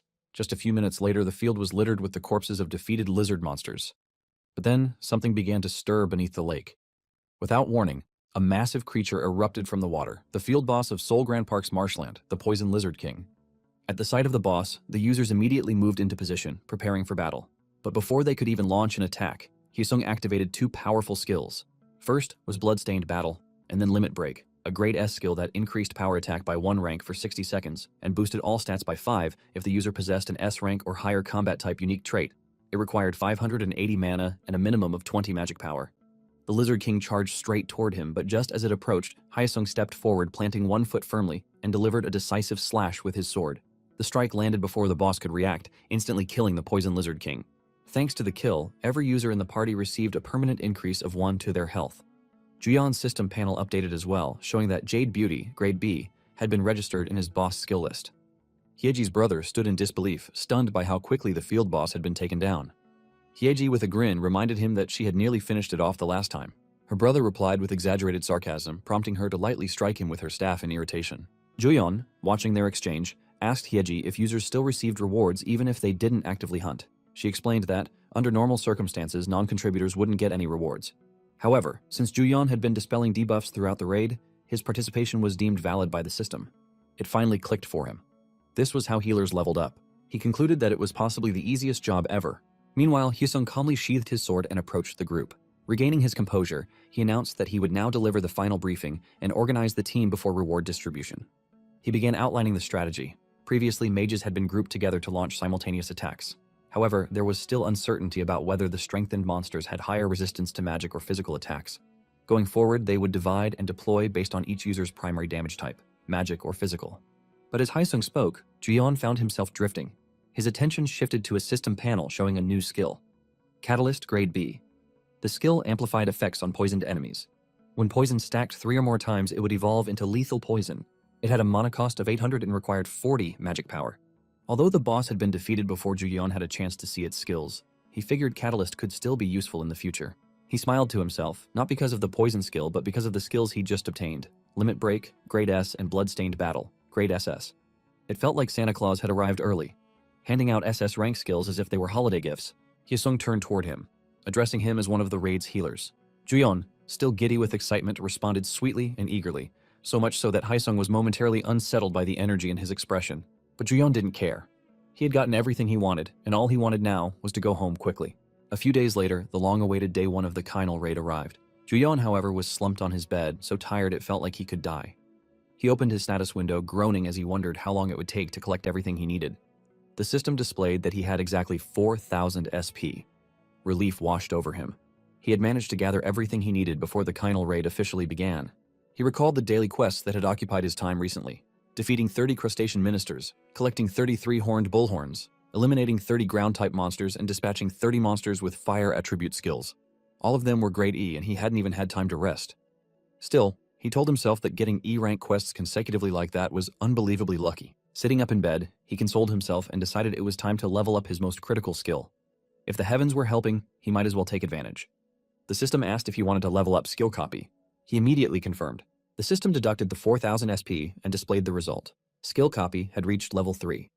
Starting at midnight, he would be able to use 3 skills at the same time. Originally, his goal was to buff attack power using Brilliant Authority and Resistance to Change, then unleash burst damage. But now that red-cloaked Santa, also known as Hyesung, had given him Bloodstained Battle, Grade SS. Having only 3 skill copies wasn't enough. He then wondered whether attaching Bloodstained Battle, Brilliant Authority, and Resistance to Change together would create an additional attack synergy. He thought it would definitely generate a combo more powerful than the original setup. It would have been perfect if he could equip 4 skills. Still, for the day, he decided to copy Brilliant Authority, Fireball, and Resistance to Change, since he could only use 3 skills simultaneously. Later, in the field, he faced a massive dog monster, but he simply smiled happily as he cast Fireball, eager to test his boosted attack power. A few minutes later, on UserTube, players were buzzing about a psychopath named Juyeon, who was one-shotting everything with Fireball in an F-rank field. They speculated that Juyeon was in Gapyeong, which had become a total mess thanks to him. A new video appeared titled, Gapyeong Field, Mountain Snake Getting Utterly Destroyed by Small Attacks. In the footage, users were seen preparing to attack a massive snake monster. However, the snake crawled past all of them, ignoring their presence entirely. They quickly realized its aggro was locked on someone else. The camera followed as the snake chased a hooded man, lunging with its mouth wide open to devour him, only for the man to hurl a massive fireball at it. Viewers were stunned, asking what kind of fireball could be that huge and whether that man was the psychopath. The panic rose as Juyeon sprinted in their direction with unbelievable speed. Viewers were amazed and wondered what his agility stat must be to move like that, and questioned if he was even a mage. The snake then appeared in front of the users, ready to devour them, but a fireball was thrown just in time, knocking the snake away. They turned to see Juyeon behind the blast. But once again, Juyeon sprinted off as the snake charged at him. They watched in disbelief as he repeatedly attacked the snake with fireballs, even shouting at it to just die already. The comment left everyone feeling awkward, unable to believe that someone was actually taking down a field boss using chip damage. A crazy bastard, they thought. Meanwhile, somewhere else, a luxury black car came to a stop. Suyeon opened the door and reported that the field inspection schedule was complete. She informed Al that he had 1 hour and 24 minutes of free time until his next appointment. But Al ignored her, smiling as he watched a video of the so-called psychopath defeating the mountain snake. Suyeon asked if he was concerned about the psychopath. Al replied yes, because he was the one who had received his precious elemental ring. She commented that he seemed quite sure the psychopath was Juyeon, but Al merely asked if she didn't find it interesting. He noted that it hadn't been long since he had given Juyeon the ring, and the ring didn't affect agility or stamina, yet Juyeon had been dodging attacks with minimal movement as if he had long-trained combat instincts. Al stepped out of the car and asked Suyeon about the movements of the Raider Guild. She reported that, as predicted, sightings had been increasing near special fields. He then ordered her to keep a close watch on both the psychopath and the raiders, because with so much attention on Juyeon, bugs were bound to gather. Al proceeded toward the mansion, telling Suyeon that he hoped those bugs wouldn't cause trouble for his friend. Elsewhere, in an office room, a blonde man smirked horrifyingly as he watched the video of Juyeon fighting the mountain snake. He had taken a keen interest in the one known as Psychopath. The next day, in the special field, he saw a video of himself on another channel and noticed it had over 4 million views. He was furious, wondering if those people were crazy, and shouted aloud why they were the ones making money when he was the one who did all the work. He questioned whether his right of publicity was a joke, even if not a single speck of his face had been shown. He snapped, realizing that if things were going to be like this, it would be better to upload the footage himself. He shoved his phone back into his pocket and planned to get his channel verified this time and upload the bodycam footage too. He decided his first upload would be titled Level 10 Beginner Mage Soloing E-Rank Field Boss, Mountain Snake, and was certain that if he uploaded the Kainal raid footage as well, the views would skyrocket. He planned to create a separate account to avoid being identified as the same person as the psychopath and began wondering, what if he ended up with 1 million subscribers and received a gold button? He even thought about whether he should upload a verification video. Looking around, he asked aloud how he was supposed to gather materials in the pitch black night. His daily quest was Grade B, and it required collecting 10 essences from the special field, defeating 20 monsters, and surviving in the field for more than 60 minutes. The reward was a quest buff Grade B and a random item box. He sighed in exhaustion, thinking that only E or F rank daily quests usually appeared. Had he seen the quest earlier, he wouldn't have had to come out at night. He still couldn't believe he had slept all day after catching just one measly snake. Determined to finish before the skill reset at midnight, he pressed on. Fortunately, a blue glowing crystal appeared in front of him. He wondered if it was the special essence, picked it up, and the system confirmed that he had 1 out of 10 essences. That confirmed it didn't drop from monsters, which meant he had to search every nook and cranny while running in circles around the field. He couldn't believe he was running again, and thought that if the quest hadn't been B rank, he would have abandoned it already, completely unaware of the eagle circling above him. Suddenly, the eagle lunges at him from behind. Fortunately, he sensed it just in time and managed to dodge at high speed. He then calmly looked down at the eagle, which had crashed into the ground. A moment later, the realization sank in and he shouted, demanding to know what just happened and how he had dodged it so instinctively. He watched the eagle struggle to free its beak from the tree and realized that his body had moved before he even had time to think. He wondered if it was the combined effect of using brilliant authority and resistance to change. Raising his finger, he decided to think about it later. He then cast Fireball, roasting both the eagle and the tree. Nearby, someone saw the explosion. The man remarked to his members that quite a few users were hunting even at such late hours. He asked them about Kainel. One of the masked men replied that the advanced team had located it in the northwest. The man grinned, saying that just the thought of catching Kainel before that bastard Hyesung and watching him return empty-handed made him excited. His subordinate asked what they should do if other users barged into the raid. The man replied with a sinister smile and ordered them to kill everyone who barges in. A few hours later, Jiyeon finished killing 20 monsters and was relieved to finally be done with one of his tasks. He then spotted another essence on the ground and was pleased to find that the essences were easier to locate than he had expected. He figured he would be able to collect them all before midnight. The system then notified him that he had collected 9 out of 10 essences, which made him even happier, especially since he had already completed the requirement of surviving in the field for over an hour. Now, he needed just 1 more essence to finish the daily quest. Suddenly, he heard a loud explosion nearby. He turned around in shock and saw Kainel being attacked from the air. He scratched his head in confusion, knowing that their guild raid wasn't scheduled until early the next morning. He watched as a group of users launched arrows at Kainel, focusing their attacks on its wings. He panicked, wondering what to do. At this rate, Kainel might get taken down before his guild even arrived. He considered contacting his guild members but realized it was probably too late, given the situation. However, he calmed down when he recalled that his quest was simply to attempt conquering the F-rank special field and to defeat Kainel, the master of Sky Island. The quest hadn't specified who he had to defeat Kainel with or how much he needed to contribute. He asked himself whether he really needed to defeat Kainel personally, and within seconds, decided to just observe and hitch a free ride. One of the masked users successfully struck Kainel's black wing with an arrow, causing Kainel to fall from the air. The users shouted that this was their chance and charged at Kainel. Kainel rose in fury, but he simply watched as the system displayed a notification. If Kainel's health drops below 50%, it becomes unable to fly and will corrupt one of its wings, adding the Condemn Grade E effect to all its attacks. Kainel then corrupted another white wing and entered its 3rd phase. It summoned a second longsword and swung both swords rapidly, sending clouds of dust sweeping across the battlefield. Juyeon shielded his eyes from the dust. Then, to his surprise, he found another essence nearby. He casually approached it, humming to himself, and remarking that today's mission really was easy money. Unaware that Kanel had just released a powerful energy surge and stabbed both swords into the ground. The resulting force rippled outward, knocking the masked users away close to his location. He looked up and saw 3 users floating in the air, wondering why they were headed his way while he was still holding the essence. The users hit the ground but quickly got up despite the pain, determined to check for other scattered members and regroup. One of the men called out to Juyeon, who had also been hit by the man, and demanded to know who he was. The man, disoriented, added that he'd lost his mind trying to find the mage. Juyeon, now holding a mask, asked the man to repeat what he said. The man shouted at him to get a grip, but Juyeon ignored him, staring at the mask in his hand, wondering what it was. The man then angrily asked what he was doing and ordered him to get over there quickly. Juyeon stammered a yes in reply, put the mask on, and shouted to the others that they should go together, thinking that as long as he didn't get caught, everything would be fine. He silently thanked the original owner of the mask, whoever they were. The system then notified him that he had collected 10 essences from the special field and completed the daily quest. His unclaimed random item had been stored in his temporary inventory, and his quest buff had been applied as a reward. A moment later, the masked users continued their assault on Kanel, with powerful blue fireballs suddenly being hurled at the boss, severely injuring it. However, the masked users began asking where those fireballs were coming from. They hadn't seen them before. He overheard them muttering that someone was going through hell up close, but someone else was just a pure damage dealer leeching from a distance, which felt like total crap. That's when it hit him. He was screwed. His firepower had gotten too strong thanks to the buffs. He knew that if he didn't use any skills, it would look suspicious.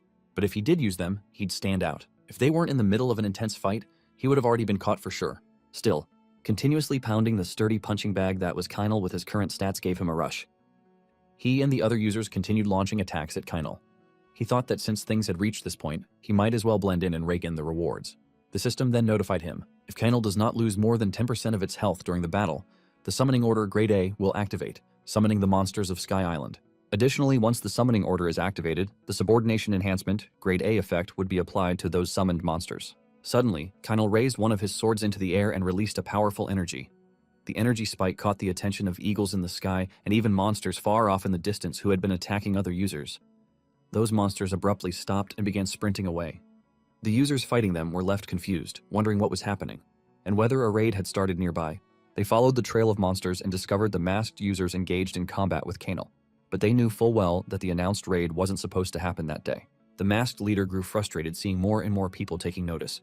When one of the ordinary users stepped forward to ask what they were doing, the masked man slashed him, and the man screamed as his blood splattered across the ground.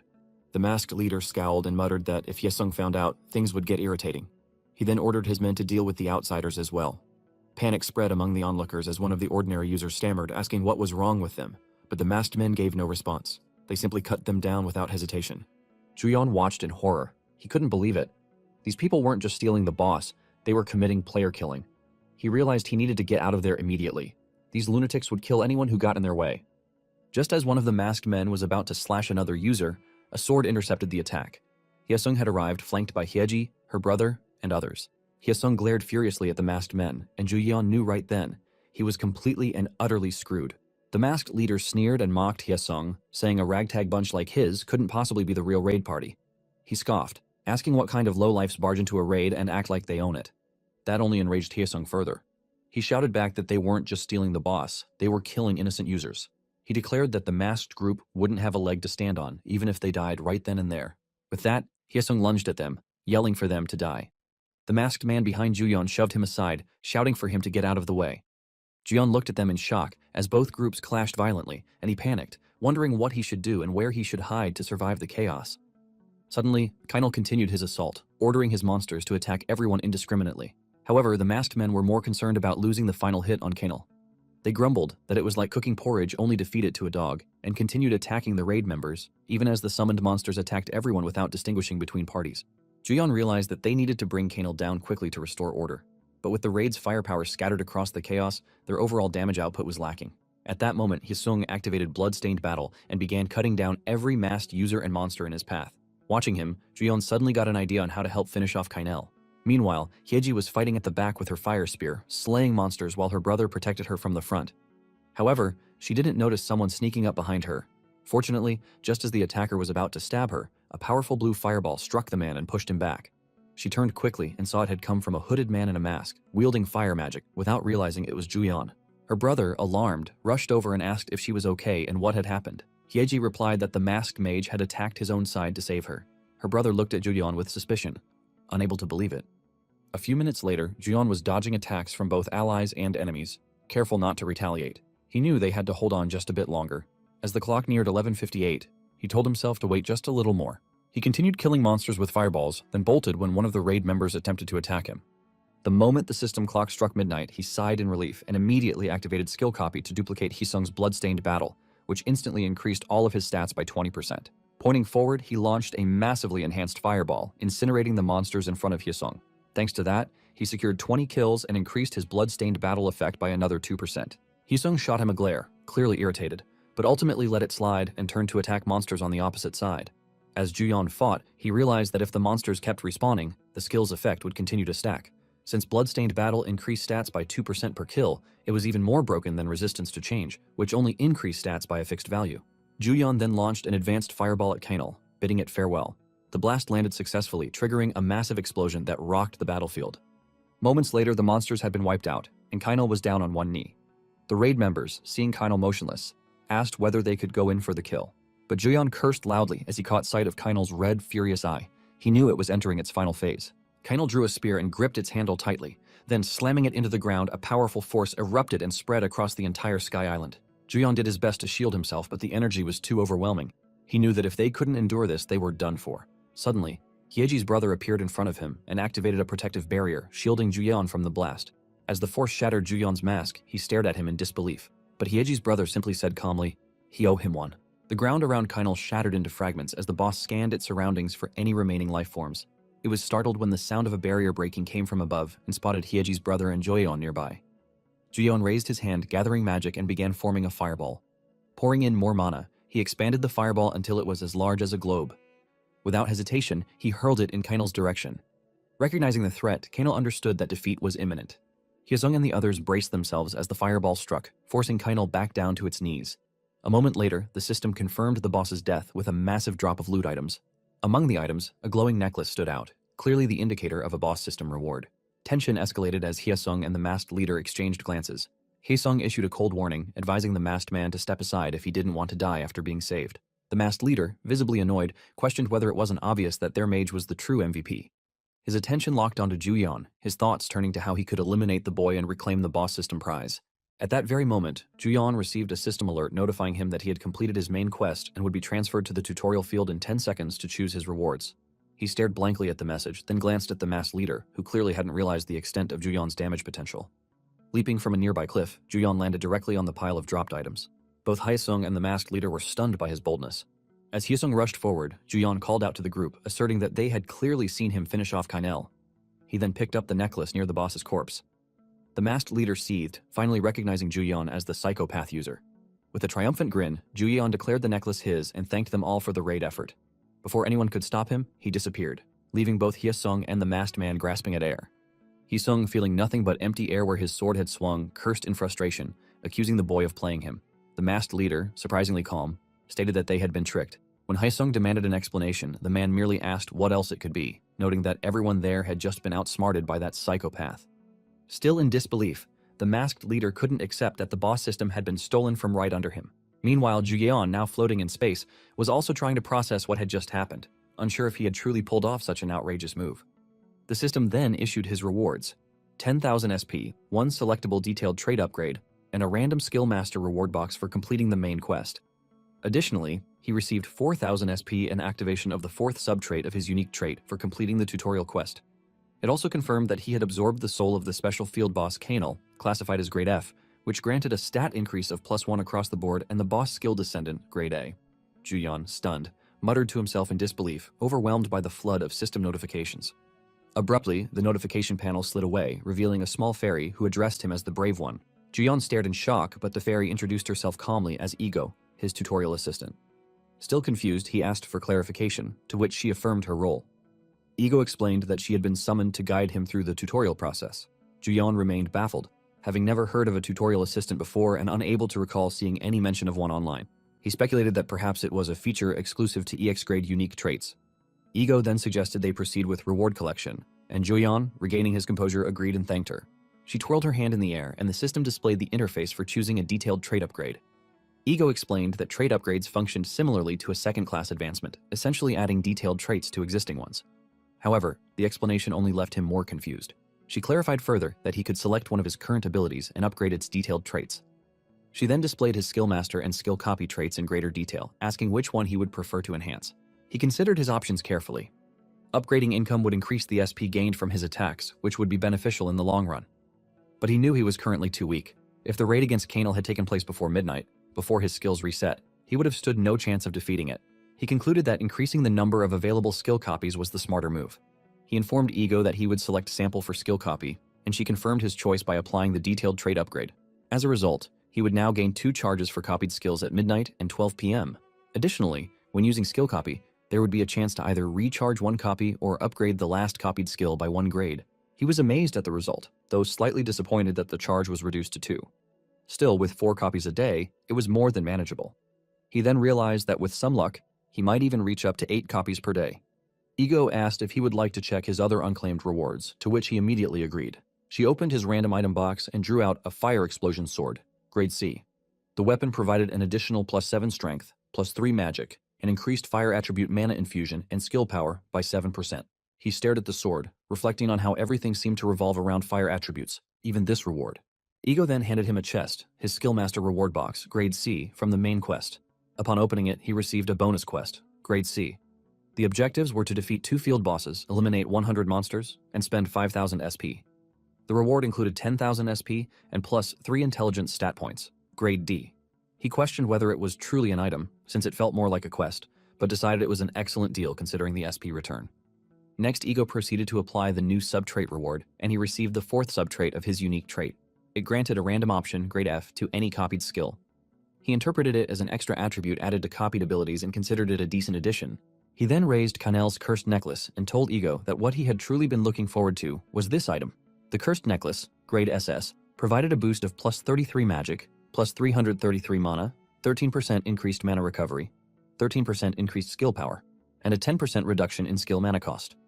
Additionally, if his health dropped below 20%, mana recovery would increase by 200%, magic would increase by 33, and all stats would receive a +5 boost while the necklace was equipped. He shouted in amazement at the sheer power of the stat bonuses and asked about the boss skill.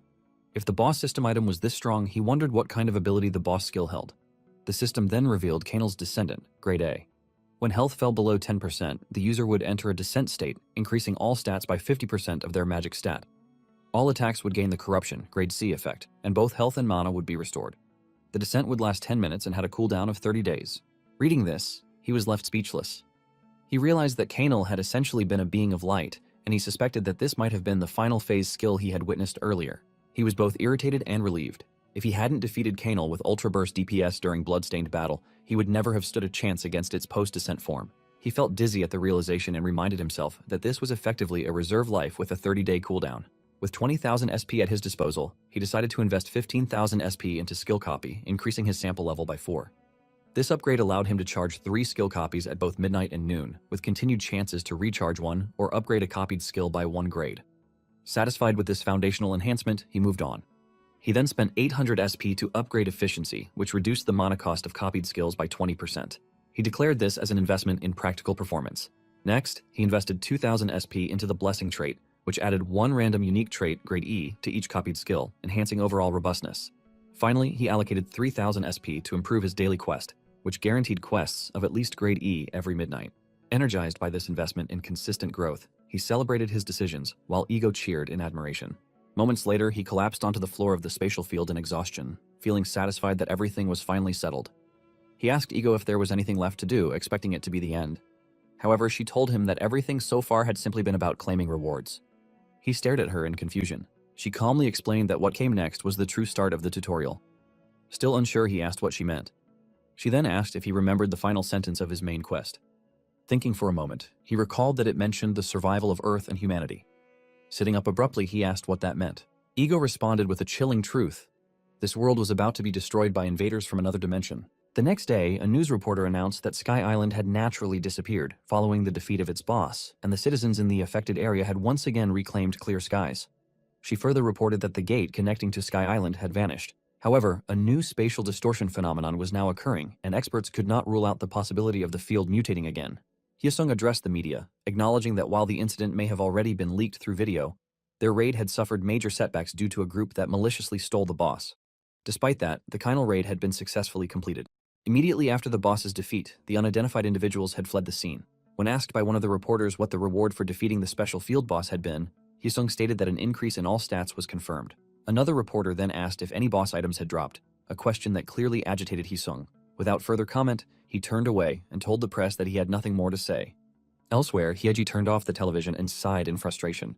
Her brother remarked that if the psychopath user were ever caught by Hyesung, the consequences might be deadly. Hyeji ignored him and attempted to call someone, but the call failed to connect.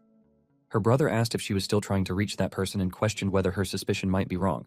She replied that they should assume the robe was standard wizard equipment, but if the psychopath user's primary attack was fireball, then it changed everything. She called Juyeon again and grew visibly excited when he finally answered. Upon hearing his voice, she immediately got to the point and asked if he was the wizard who had helped during the Kinal raid. Shocked by the question, Juyeon nervously asked what she was talking about.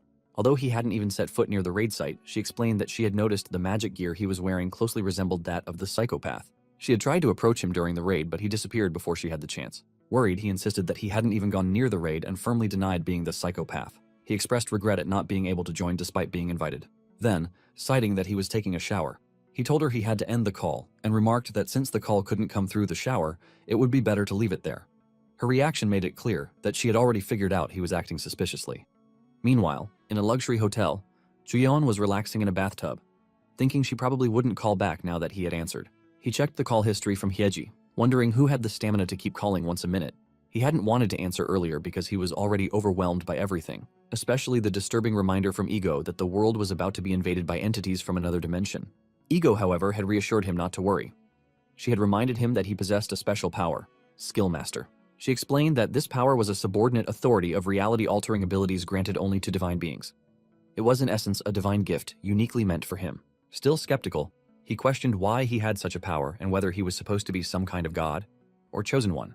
It didn't sit right with him, especially since he had always lived a disciplined and honest life, including his time in the military. Ego admitted that the situation was indeed confusing, but told him not to overthink it. She pointed out that he had already achieved many things and had received numerous rewards for them. However, she added that now there was only one final choice left to make. When he asked what choice that was, Ego explained that the power he currently wielded was not yet the full strength of the divine shards. A true hero is someone burdened with the power to save the world. That power could either remain dormant or flourish, depending entirely on the choice he made. She then posed a pivotal question, whether he would be content with simply surviving and enjoying the weight of his power, or whether he would choose to rise up, bear the burden, and save the world himself. Unable to respond immediately, he remained silent. Ego then reassured him that salvation was not necessarily the hero's duty. It was merely one of many options available to him, as it had always been. Back in the present, he still couldn't believe that someone like him, who had been nothing more than a lazy bum until recently, was now contemplating salvation. He decided to forget about it for the time being, and instead planned to eat fried chicken and drink beer after finishing his bath. Meanwhile, at Hyeji's house, she lay sprawled on the sofa, feeling pleased with the work she had just completed. She reasoned that Juyeon definitely had psychopath tendencies based on her sharp intuition and genius-level analytical skills. However, she still lacked concrete proof, so no matter how much she speculated, she would need to meet Juyeon face-to-face to confirm it. Her brother noticed her deep calculation and asked why she was so obsessed with Juyeon. She ignored him and continued her investigation, prompting him to remind her that even S-rank users could die in field zones at any moment. She responded that if she was going to die anyway, then she at least wanted to be the best in that field. To achieve that, she would need someone exceptional, like a psychopath, in her party. Her brother sighed hopelessly and remarked that if she truly wanted to be the best, she should stop acting so recklessly all the time. She nodded, thinking fast. Juyeon caused trouble on Sky Island, then slipped away without a trace, careful to stay out of sight. She guessed he was under level 40, so he would skip busy places and look for a quiet D-grade field far from Seoul. Low on cash and without a car, he likely moved by bus or on foot. With all those deductions, she proudly told her brother that if she narrowed the range accordingly, she expected Juyeon would soon appear at a D-grade spider cave near the metropolitan area. Her brother, however, didn't share her enthusiasm. After her lengthy explanation, he simply asked if she was being dumb and pointed out that things never went as smoothly as she imagined. Unfortunately for him, a few days later, they actually encountered Juyeon at the D-grade spider cave. Hyeji's brother stared at him in disbelief, unable to process that he had truly shown up. Juyeon insisted that he wasn't really hunting and claimed he had only come to look for healing items, but Hyeji responded cheerfully, saying she already knew the truth and told him to stop pretending. She then asked what he was hiding. Juyeon firmly replied that he was just a regular healer, but she pressed him again, questioning whether he was seriously going to continue the act. Juyeon, clearly frustrated, asked why she was acting that way toward him. Meanwhile, Hyeji's brother watched the exchange with mild disdain, thinking it was pathetic that a citizen was getting played by a punk. Tired of the back and forth, Hyeji's brother raised 5 fingers and told Juyeon he'd pay him 500 won per hour, suggesting they just get moving. He placed a hand on Juyeon's shoulder, thinking it was pointless to waste time trying to convince Hyeji to change her mind. As Juyeon was about to object, the brother reminded him that they had agreed he'd pay off his debt. Juyeon looked at him in disbelief, pushed the man's hand off his shoulder, and sighed in frustration. Reluctantly, he agreed to go along with them, admitting that he didn't really understand what all this talk of light meant, but he was going because they were offering 500 won. Hyeji, thrilled by his response, said they should head straight to the field. Juyeon stopped them and said to wait a moment. When Hyeji asked what it was this time, he explained that he needed to use the bathroom. Hyeji smiled knowingly, while her brother silently recalled her deduction about Juyeon possibly having irritable bowel syndrome. He began to wonder if she had just confirmed it. Meanwhile, Juyeon felt deeply embarrassed, guessing that they had now branded him as some kind of poop freak, completely unaware that, in reality, they had already labeled him as the psychopath. A moment later, Hyeji continued to press him, asking again whether he was the mage who had scampered off after helping in the Kinal raid, and if he was, in fact, the psychopath. She smiled brightly at him, but he feigned confusion, asking her to repeat what she had said as though he hadn't heard it clearly. Her expression shifted into frustration, annoyed that he was still being so evasive. They were nearing the entrance to the spider cave, yet Hyeji wouldn't let up. She insisted that if he truly was the psychopath, she wanted to repay him for his help. Since they worked in the same industry, she promised to keep his identity a secret no matter what. He wiped the sweat from his face, uneasy, but began piecing things together. Based on what they were saying, it seemed obvious now that they were convinced the scammer mage was him. He recalled Hyeji's brother mentioning that they had agreed to repay him, and it confirmed that there was no use denying it any longer. Admitting defeat, he confessed that the psychopath and the crazy mage were both him, but he urged them not to tell anyone. Hyeji was astonished but quickly connected the dots. That explained why his magic output seemed greater than hers. He clarified that the difference came down to gear bonuses, stressing that equipment was the key. She agreed and asked him what skill books he used for buffs or healing, considering he was a mage. Before he could answer, her brother stopped walking and reminded her that they were in a fairly high-level D-grade field with a lot of monsters. He asked if she wasn't tired of messing around, and her reluctant agreement seemed to ease her brother's concerns. He then said that since they had earned their 500 won, he would go ahead and clear the path. Drawing his fire flame sword, he prepared for combat. Hyeji was surprised to see he used a magic sword, something she hadn't known about. He simply explained that he couldn't afford a staff, so he had settled for a sword instead. He considered that due to his magic power stat, the sword was better than nothing. Since he was already equipped, he decided it was a good chance to test out his skills. To Hyeji's confusion, the sword emitted ice instead of fire. Remaining silent, he activated Ice Spear, grade E, which summoned a spear made of ice capable of attacking enemies within a 20-meter radius. He appreciated that being a skill master gave him the advantage of using various types of skills and combining them freely. He then layered a poison, grade D effect onto the Ice Spear, which would inflict poison on any struck targets. He launched the spears at the spiders blocking the path, intending to poison them to death. After confirming the spears had pierced the targets, he clenched his fist tightly and activated Catalyst, which amplified the effects on poisoned enemies. When the poison stacks exceeded 3, it transformed into critical poison. They all watched as the spiders' insides exploded from the reaction, killing them instantly. He acknowledged once again that magic wasn't bad at all, but if he were spotted using such flashy attacks, he'd be in trouble. That made him conclude that he should avoid using Fireball for a while. Hyeji, who hadn't expected him to have different magic affinities, asked if he wasn't actually a flame mage. He didn't respond, having realized that Fireball's damage now felt lacking compared to the other magic he had tried. Hyeji stared at him in growing confusion, beginning to wonder what he truly was. Later that day, at a Sampyeongsal restaurant, Hyeji chatted happily while drinking beer. They raised their glasses to toast, but he kept his gaze low, planning to sneak off right after the meal. A short while earlier, he had killed the queen spider, grade D boss, and absorbed its soul. He was pleased with the one-shot kill and the successful skill test and had been ready to head home, until he was startled by Hyeji's loud scream. Hyeji and her brother had just discovered they couldn't acquire the boss's soul due to insufficient contribution. She commented that although she had earned the 500 won, all she had done was provide minor support, and now the soul had gone entirely to him. Frustrated yet amazed, she said she might as well buy him a sip of wine to make up for it. He quickly agreed out of fear and offered that they should eat some meat instead. It finally sank in that this was a party hunt, not a solo run, and that maybe disappearing right away wasn't such a smooth move after all. Back in the present, he took a sip of his beer and figured he might as well relax and enjoy the drink. But just then, Hyeji slammed her beer glass on the table and called out to him loudly. She announced that she had a proposal that would turn him into bones and flesh, leaving him with the sudden realization that things were about to get messy. She explained that in the field, monsters weren't the only danger. Conflicts with other players often broke out, as seen during the final raid. Some people believed that getting stronger would naturally resolve everything, but the truth was that players didn't hunt boss monsters alone. Even if the enemies were humans instead of monsters, the risk and difficulty remained the same. The weight of her words made him tremble slightly as he understood what she was getting at. Remaining composed, she emphasized that there was no point in hunting alone. It was far too dangerous. She questioned how exhausting it must be to deal with high-level fields without a tank, a proper schedule, or even the hassle of managing taxes from item sales.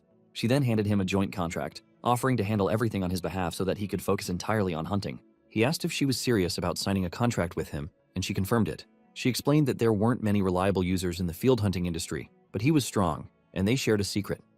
Monsters left behind items when they died, and people left behind their names. If one couldn't become the best alone, then rising to the top with the help of others was the next best path. She added that she hated being a side character more than dying itself. Holding the contract closer to his face, she promised that signing it would grant him access to a free office tel exclusively for users, with the world's most beautiful woman living next door. Her brother, watching the exchange, thought Hyeji was trying a bit too hard. When he asked who is the most beautiful woman, Hyeji proudly and confidently pointed at herself. Both he and her brother were left speechless. Choosing to pretend he hadn't seen it, he commented that the contract conditions were too good to refuse. Hyeji, overjoyed, said they should sign it immediately and celebrated loudly, much to her brother's embarrassment. He told her to sit down and eat. A few hours later, the contract was officially signed. Hyeji explained that the field schedule would prioritize his preferences, and she would manage everything outside of combat, including his daily routine. She handed him a black card and told him to buy whatever he needed. She would handle all the money he earned from field hunts. He accepted the card as she added that if he needed anything clarified, he should just let her know anytime.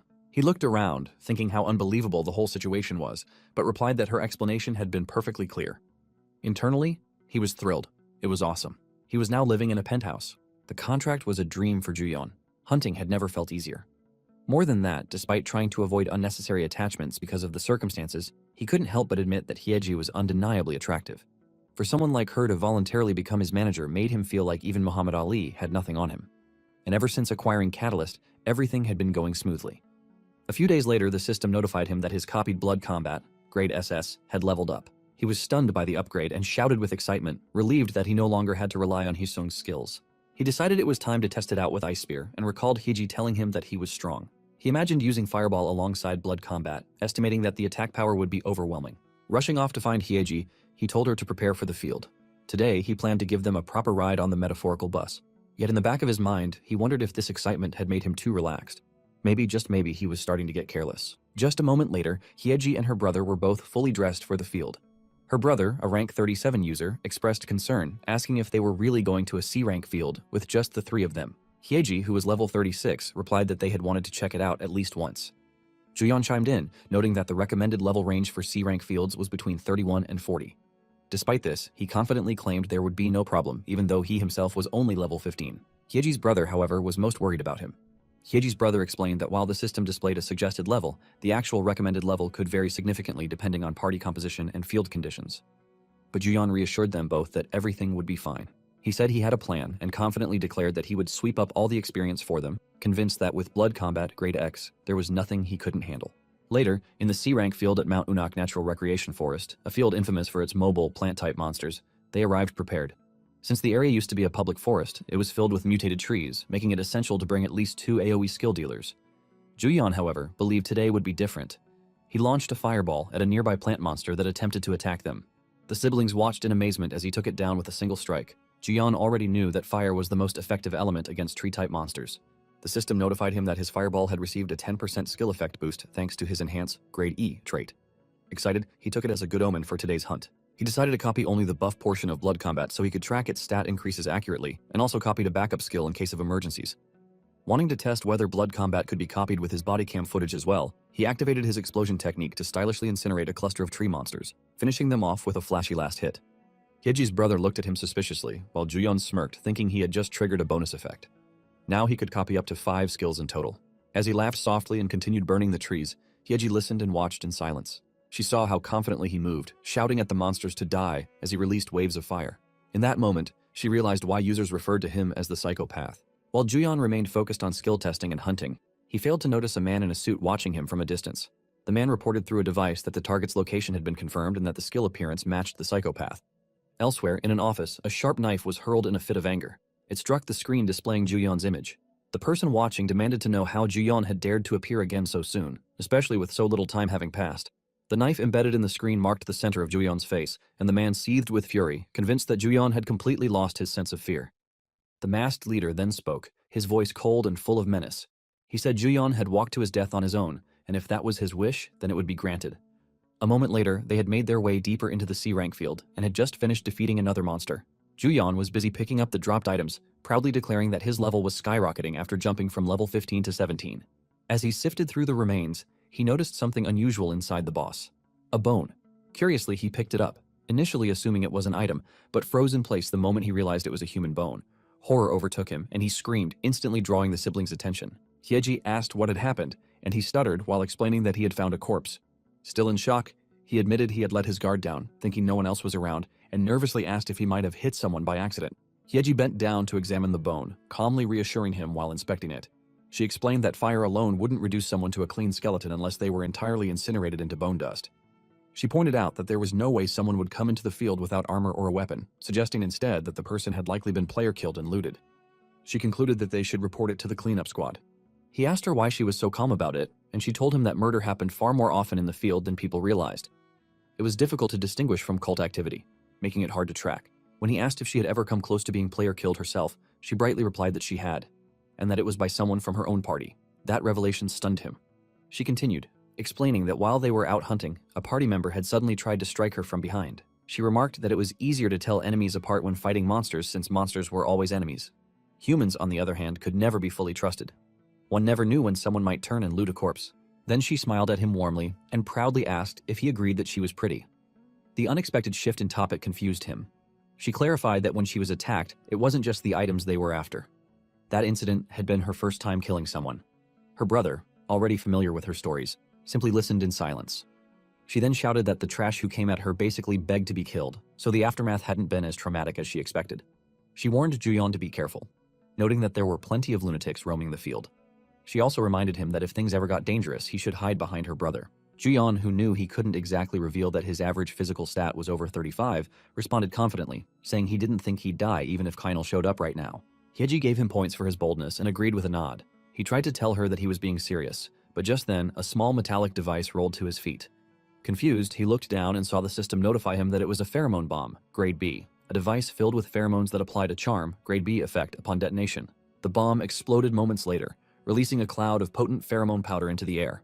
Suddenly, tree monsters emerged from all directions and began converging on their location. Yeji's brother quickly recognized the danger and shouted that it was a monster wave, moving in front to defend them. He instructed the others to stay behind him for now. But Juyeon didn't listen. Ignoring the warning, he charged ahead, proclaiming that he could handle the monsters on his own. In his excitement, he didn't realize that someone had aimed an arrow at him. Just as he distanced himself from the siblings, the arrow was released and struck him in the nape. Though it didn't pierce his skin and fell to the ground harmlessly, he immediately realized it was an ambush. He scoffed, calling his attackers idiots for only using one arrow, clearly unaware of his physical stats. Unfortunately, the arrow had applied slow and pain, Grade A effects, both of which would last for 3 minutes. His knees buckled beneath him, and he collapsed, trembling from the pain. As the world blurred around him, a man stepped out from the shadows with a broad grin, declaring with malicious glee that it was hunting time. The siblings rushed toward Juyeon, but a tree monster charged at them before they could reach him. Fortunately, Hyeji noticed in time. She used her fire spear to incinerate it. The other tree monsters became more enraged and closed in quickly. Hyeji cursed under her breath, knowing that even on a normal day, these monsters were difficult to manage, and protecting Juyeon at the same time was nearly impossible. She realized she had to act fast. She instructed her brother to clear a path. He responded by lifting Juyeon onto his shoulder and told her to follow him. With sheer force, he began pushing through the tree monsters, shielding them while Hyeji continued burning the creatures from behind. Another pheromone bomb was thrown at them, but Hyeji reacted quickly and destroyed it with a burst of firestorm before it could detonate. She succeeded, but just then, the masked leader appeared. The masked figure confronted them, questioning where they thought they were going and accusing them of trying to flee without putting up a fight. Hyeji's brother demanded to know who he was. The man stated that he had business with the one her brother was carrying, referring to Juyeon, and claimed that if they handed him over, he might let the others live. The comment angered Hyeji's brother. Hyeji launched another fire spear at the intruder, but he remained still and effortlessly deflected the attack. She recognized his movement and suspected he had been present during the Kainal raid. The man taunted her, noting that while she was attractive, she was clearly clueless. He concluded that she would have to die as well and ordered his men to trigger another pheromone bomb. As the bomb detonated, the nearby tree monsters were drawn in once more. The man remarked that they couldn't rely on pheromone bombs forever and suggested they try to survive a little longer. Hyeji's brother did everything he could to protect Juyeon, pressing forward with his shield. Hyeji behind them rapidly cast fire magic to burn down the charging monsters. Juyeon trembled in pain, his body overwhelmed by the effects of the arrow. His limbs no longer responded properly, and everything felt like it was burning. He questioned how it had come to this and wondered if this would be the end. Then, distant screams from Hyeji and her brother reached his ears. Slowly, he opened his eyes. A splash of warm blood struck his face. In front of him were the corpses of slain monsters. Disoriented, he tried to comprehend what had just happened. His mind drifted back to Hyeji's earlier warning about hiding behind her brother when things became dangerous.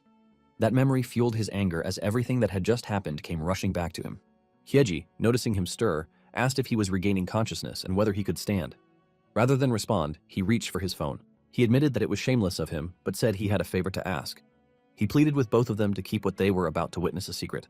Meanwhile, the masked man approached with his group, mocking the siblings for still holding up while carrying Juyeon. As a twisted reward, he promised to ensure it wouldn't hurt much. Hyeji cursed at him, but he ignored her, turning to Juyeon. He remarked that Juyeon had finally risen and sarcastically asked if it hurt badly. Juyeon admitted that it did. The man laughed at his pain, claiming Juyeon was pathetic for whining when he was about to be reduced to bones anyway. Juyeon remained silent and slowly raised one finger into the air. The attackers immediately raised their shields, expecting a fireball, and called him a fool for thinking it would work. Juyeon calmly questioned their certainty. Multiple magic circles appeared above them.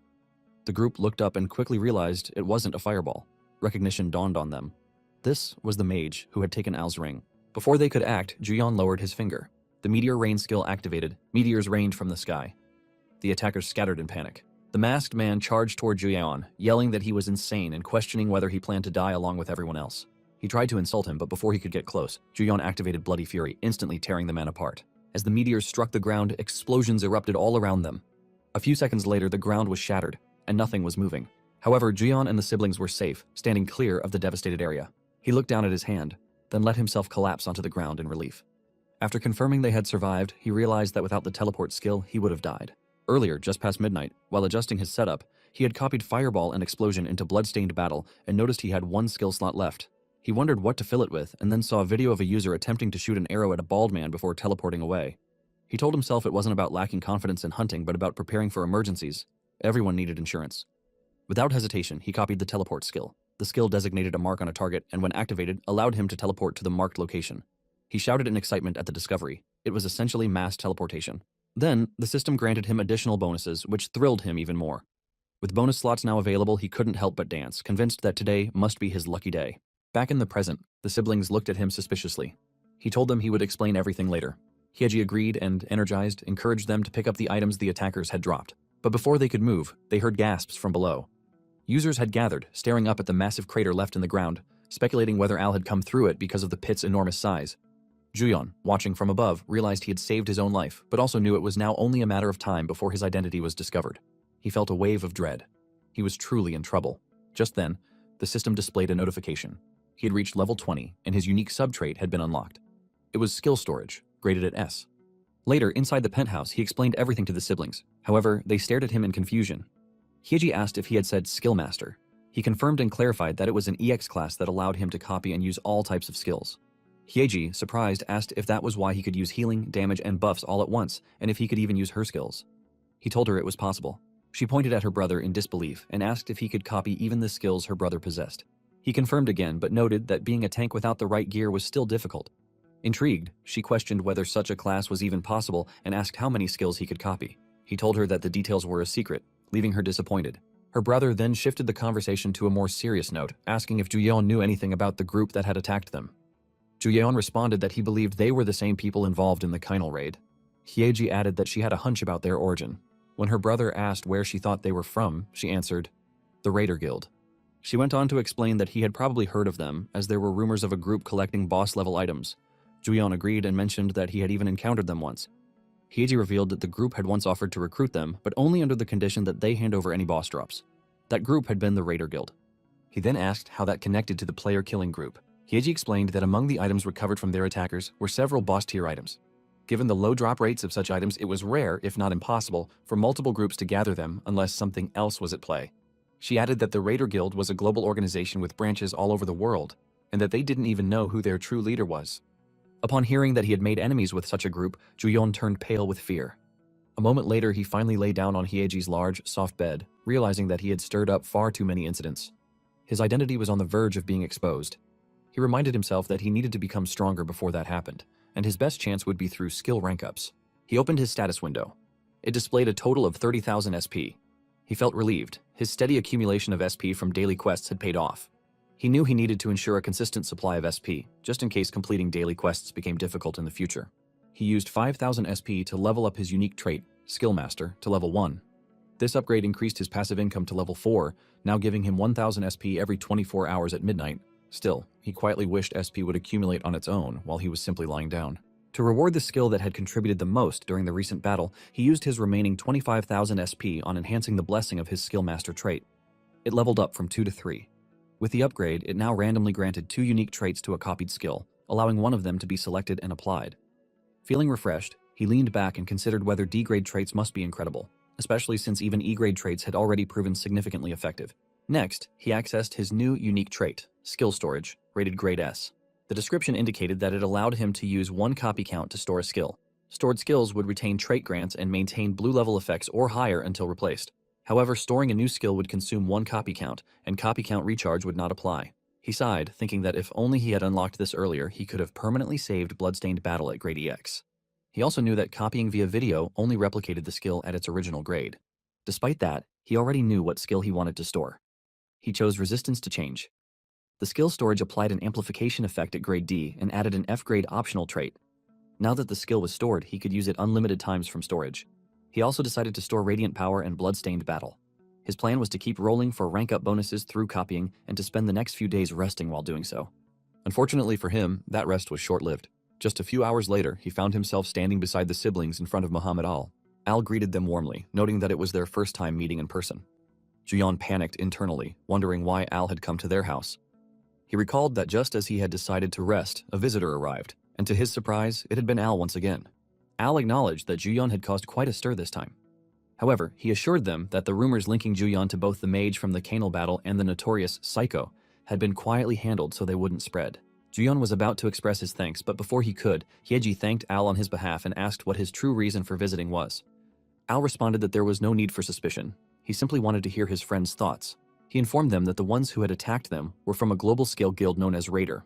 Hyeji noted that Al knew of them too. Al continued, revealing that he was already at war with the Raider Guild and, through that conflict, had obtained some interesting intelligence. He explained that the Raider group was secretly gathering at the Ganjiam Resort ski field in search of a hidden treasure left behind by their mysterious leader. This revelation shocked Juyon, but the Kim siblings remained wary. Hyeji asked why Al was sharing such critical information and questioned why he couldn't take action himself. Al apologized, explaining that although he was willing to share intel through casual conversations, his actions attracted far too much attention for direct involvement. Suyeon then reminded Al of his upcoming schedule, prompting him to prepare to leave. Al stood and lamented how the best moments always seem to end too quickly. He expressed his wish for a more relaxed conversation next time. Before departing, Al looked at Juyon and told him that how they chose to use the information was entirely up to them.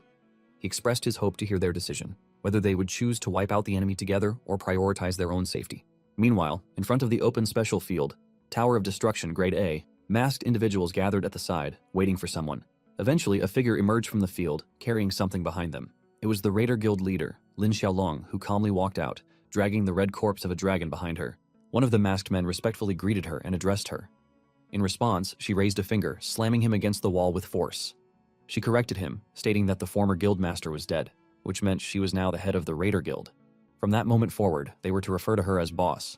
She released the dragon's corpse and reported that the monster's attack patterns had been identified up to the 20th floor. She ordered them to begin analyzing the monster materials immediately. She then turned to one of her subordinates and asked about the suppression progress of the old man's faction. The man reported that 98% of the followers from the previous generation had been eliminated, with the remaining remnants scheduled for disposal soon. She commended him on the good work and stated that the old man's hidden treasure in Korea must still be untouched. She instructed them to proceed with retrieving it as planned. Everyone accepted her command without hesitation. As she walked, her thoughts turned to the changing era. The time of making money like powerless, monkey-like users was over. Now was the age of superpowers. Those who conquered special fields and seized boss items would hold true power. She was certain that the throne belonged to her. Meanwhile, Juyon and the Kim siblings arrived at the ski resort. Juyon was in awe. It was his first time seeing the place. Hyeji asked if the view wasn't stunning and commented that it was a shame they couldn't enjoy themselves because of the monsters. Hyeji excitedly declared that they should finish their task quickly and return later to have fun. However, her brother expressed concern, still uncertain whether it had been a good idea for just the three of them to come alone. Days earlier, Hyeji had proposed that they strike the Raider Guild first. She revealed that she had sold the boss item dropped by one of the attackers under her own name when disposing of it. Her brother had been shocked, asking what she had done. She had calmly replied that she was already almost certainly a target, and that she and Juyeon now shared the same fate. Back in the present, her brother slapped his own face in frustration, realizing he had let his guard down, assuming things would resolve themselves naturally. Hyeji gently asked what he was worried about, and assured him that everything would be fine. They were three veterans who had already been through thick and thin. Hyeji then sprinted toward the field entrance, informing the others that to enter they needed to head in the direction visible from the lift on that side. However, a man stepped in their way and warned them that the field was under the control of the Enjoy Guild. He told them to leave unless they wanted to die. Hyeji questioned whether they were part of the user association or what gave them the right to claim control over an open field. Her words stopped abruptly as the man casually swung his sword, slicing off a few strands of her hair. The man chuckled and reminded her again that the ski resort field belonged to their guild. Juyeon, watching from behind, felt anger rise within him. He knew he wasn't a hero, not yet. But he questioned whether he shouldn't be the one to protect the things he cared about. The man teasingly told Hyeji that if she was upset, she could come over for a hug, promising to soothe her personally since she was pretty. Hyeji's brother cursed under his breath and prepared to confront the man, but before he could move, Juyeon pulled up his hood and released his fire magic. He told himself that if someone pointed a sword at one of his people and he had the power to break that sword, then there was no reason to stay idle. He approached the group, fireball in hand, and those nearby began whispering in recognition. This was the infamous psychopath. He asked the group at the entrance whether control wasn't something that only those with real power could claim, and if they wanted a taste of what it really felt like to be controlled. The arrogant man stammered, insisting that their guild had arrived first, so the area was theirs. Juyeon responded by hurling a fireball in front of them as a warning. The man was shocked that he had actually thrown it. Juyeon warned them that if he ever saw them again, he would kill them. The men, now trembling, quickly nodded and ran off in fear. Hyeji looked at her brother and remarked that Juyeon seemed different from usual. Her brother, however, kept his eyes fixed on Juyeon. Hyeji then called out to Juyeon and told him that his display of dominance was insane. Juyeon glanced back awkwardly and replied, a little shyly, that perhaps he could be quite dominant. Juyeon found it strange himself. It had been his first time threatening someone, but he had done it flawlessly. He wondered if intimidation might actually be his hidden talent. At the same time, inside the field, the Enjoy Guild was battling monsters. After several minutes, they defeated the last wave. One of the members laughed and shouted how refreshing it felt to not have to share contribution points with anyone else. He remarked that they should have taken control of the field sooner. Just then, a powerful fireball was hurled at him. Fortunately, he managed to leap out of the way. Furious, he demanded to know who had attacked. The attacker, calm and unwavering, simply asked who he thought he was and said he was just someone there to hunt. The Enjoy Guild member, still angry, asked if the newcomer hadn't heard anything from outside and reminded him that the field was under their control. The stranger responded with only a smile, which made the guild member uneasy. He tried to de-escalate by suggesting the stranger leave, warning him that the area was filled with level 40 monsters and it wasn't worth the effort, as there were plenty of other fields. The stranger continued to walk closer, and then an older man appeared from behind, stating that they should see who actually ends up leaving. The old man's forces charged without hesitation and began slaughtering the Enjoy Guild members. The old man turned to his right-hand man and remarked on the abundance of useless trash. The right-hand man apologized for failing to detect the guild's presence earlier and reported that the Enjoy Guild had apparently started controlling the field. The old man gave a new order. He instructed his right-hand man to divide the team into two groups, to search and eliminate all obstacles so their mission wouldn't be disrupted. Looking up at the mountain in the distance, the old man declared that they must reach the deepest and highest point within the field. They had to find the imitation bracelet, and they had to do it quickly,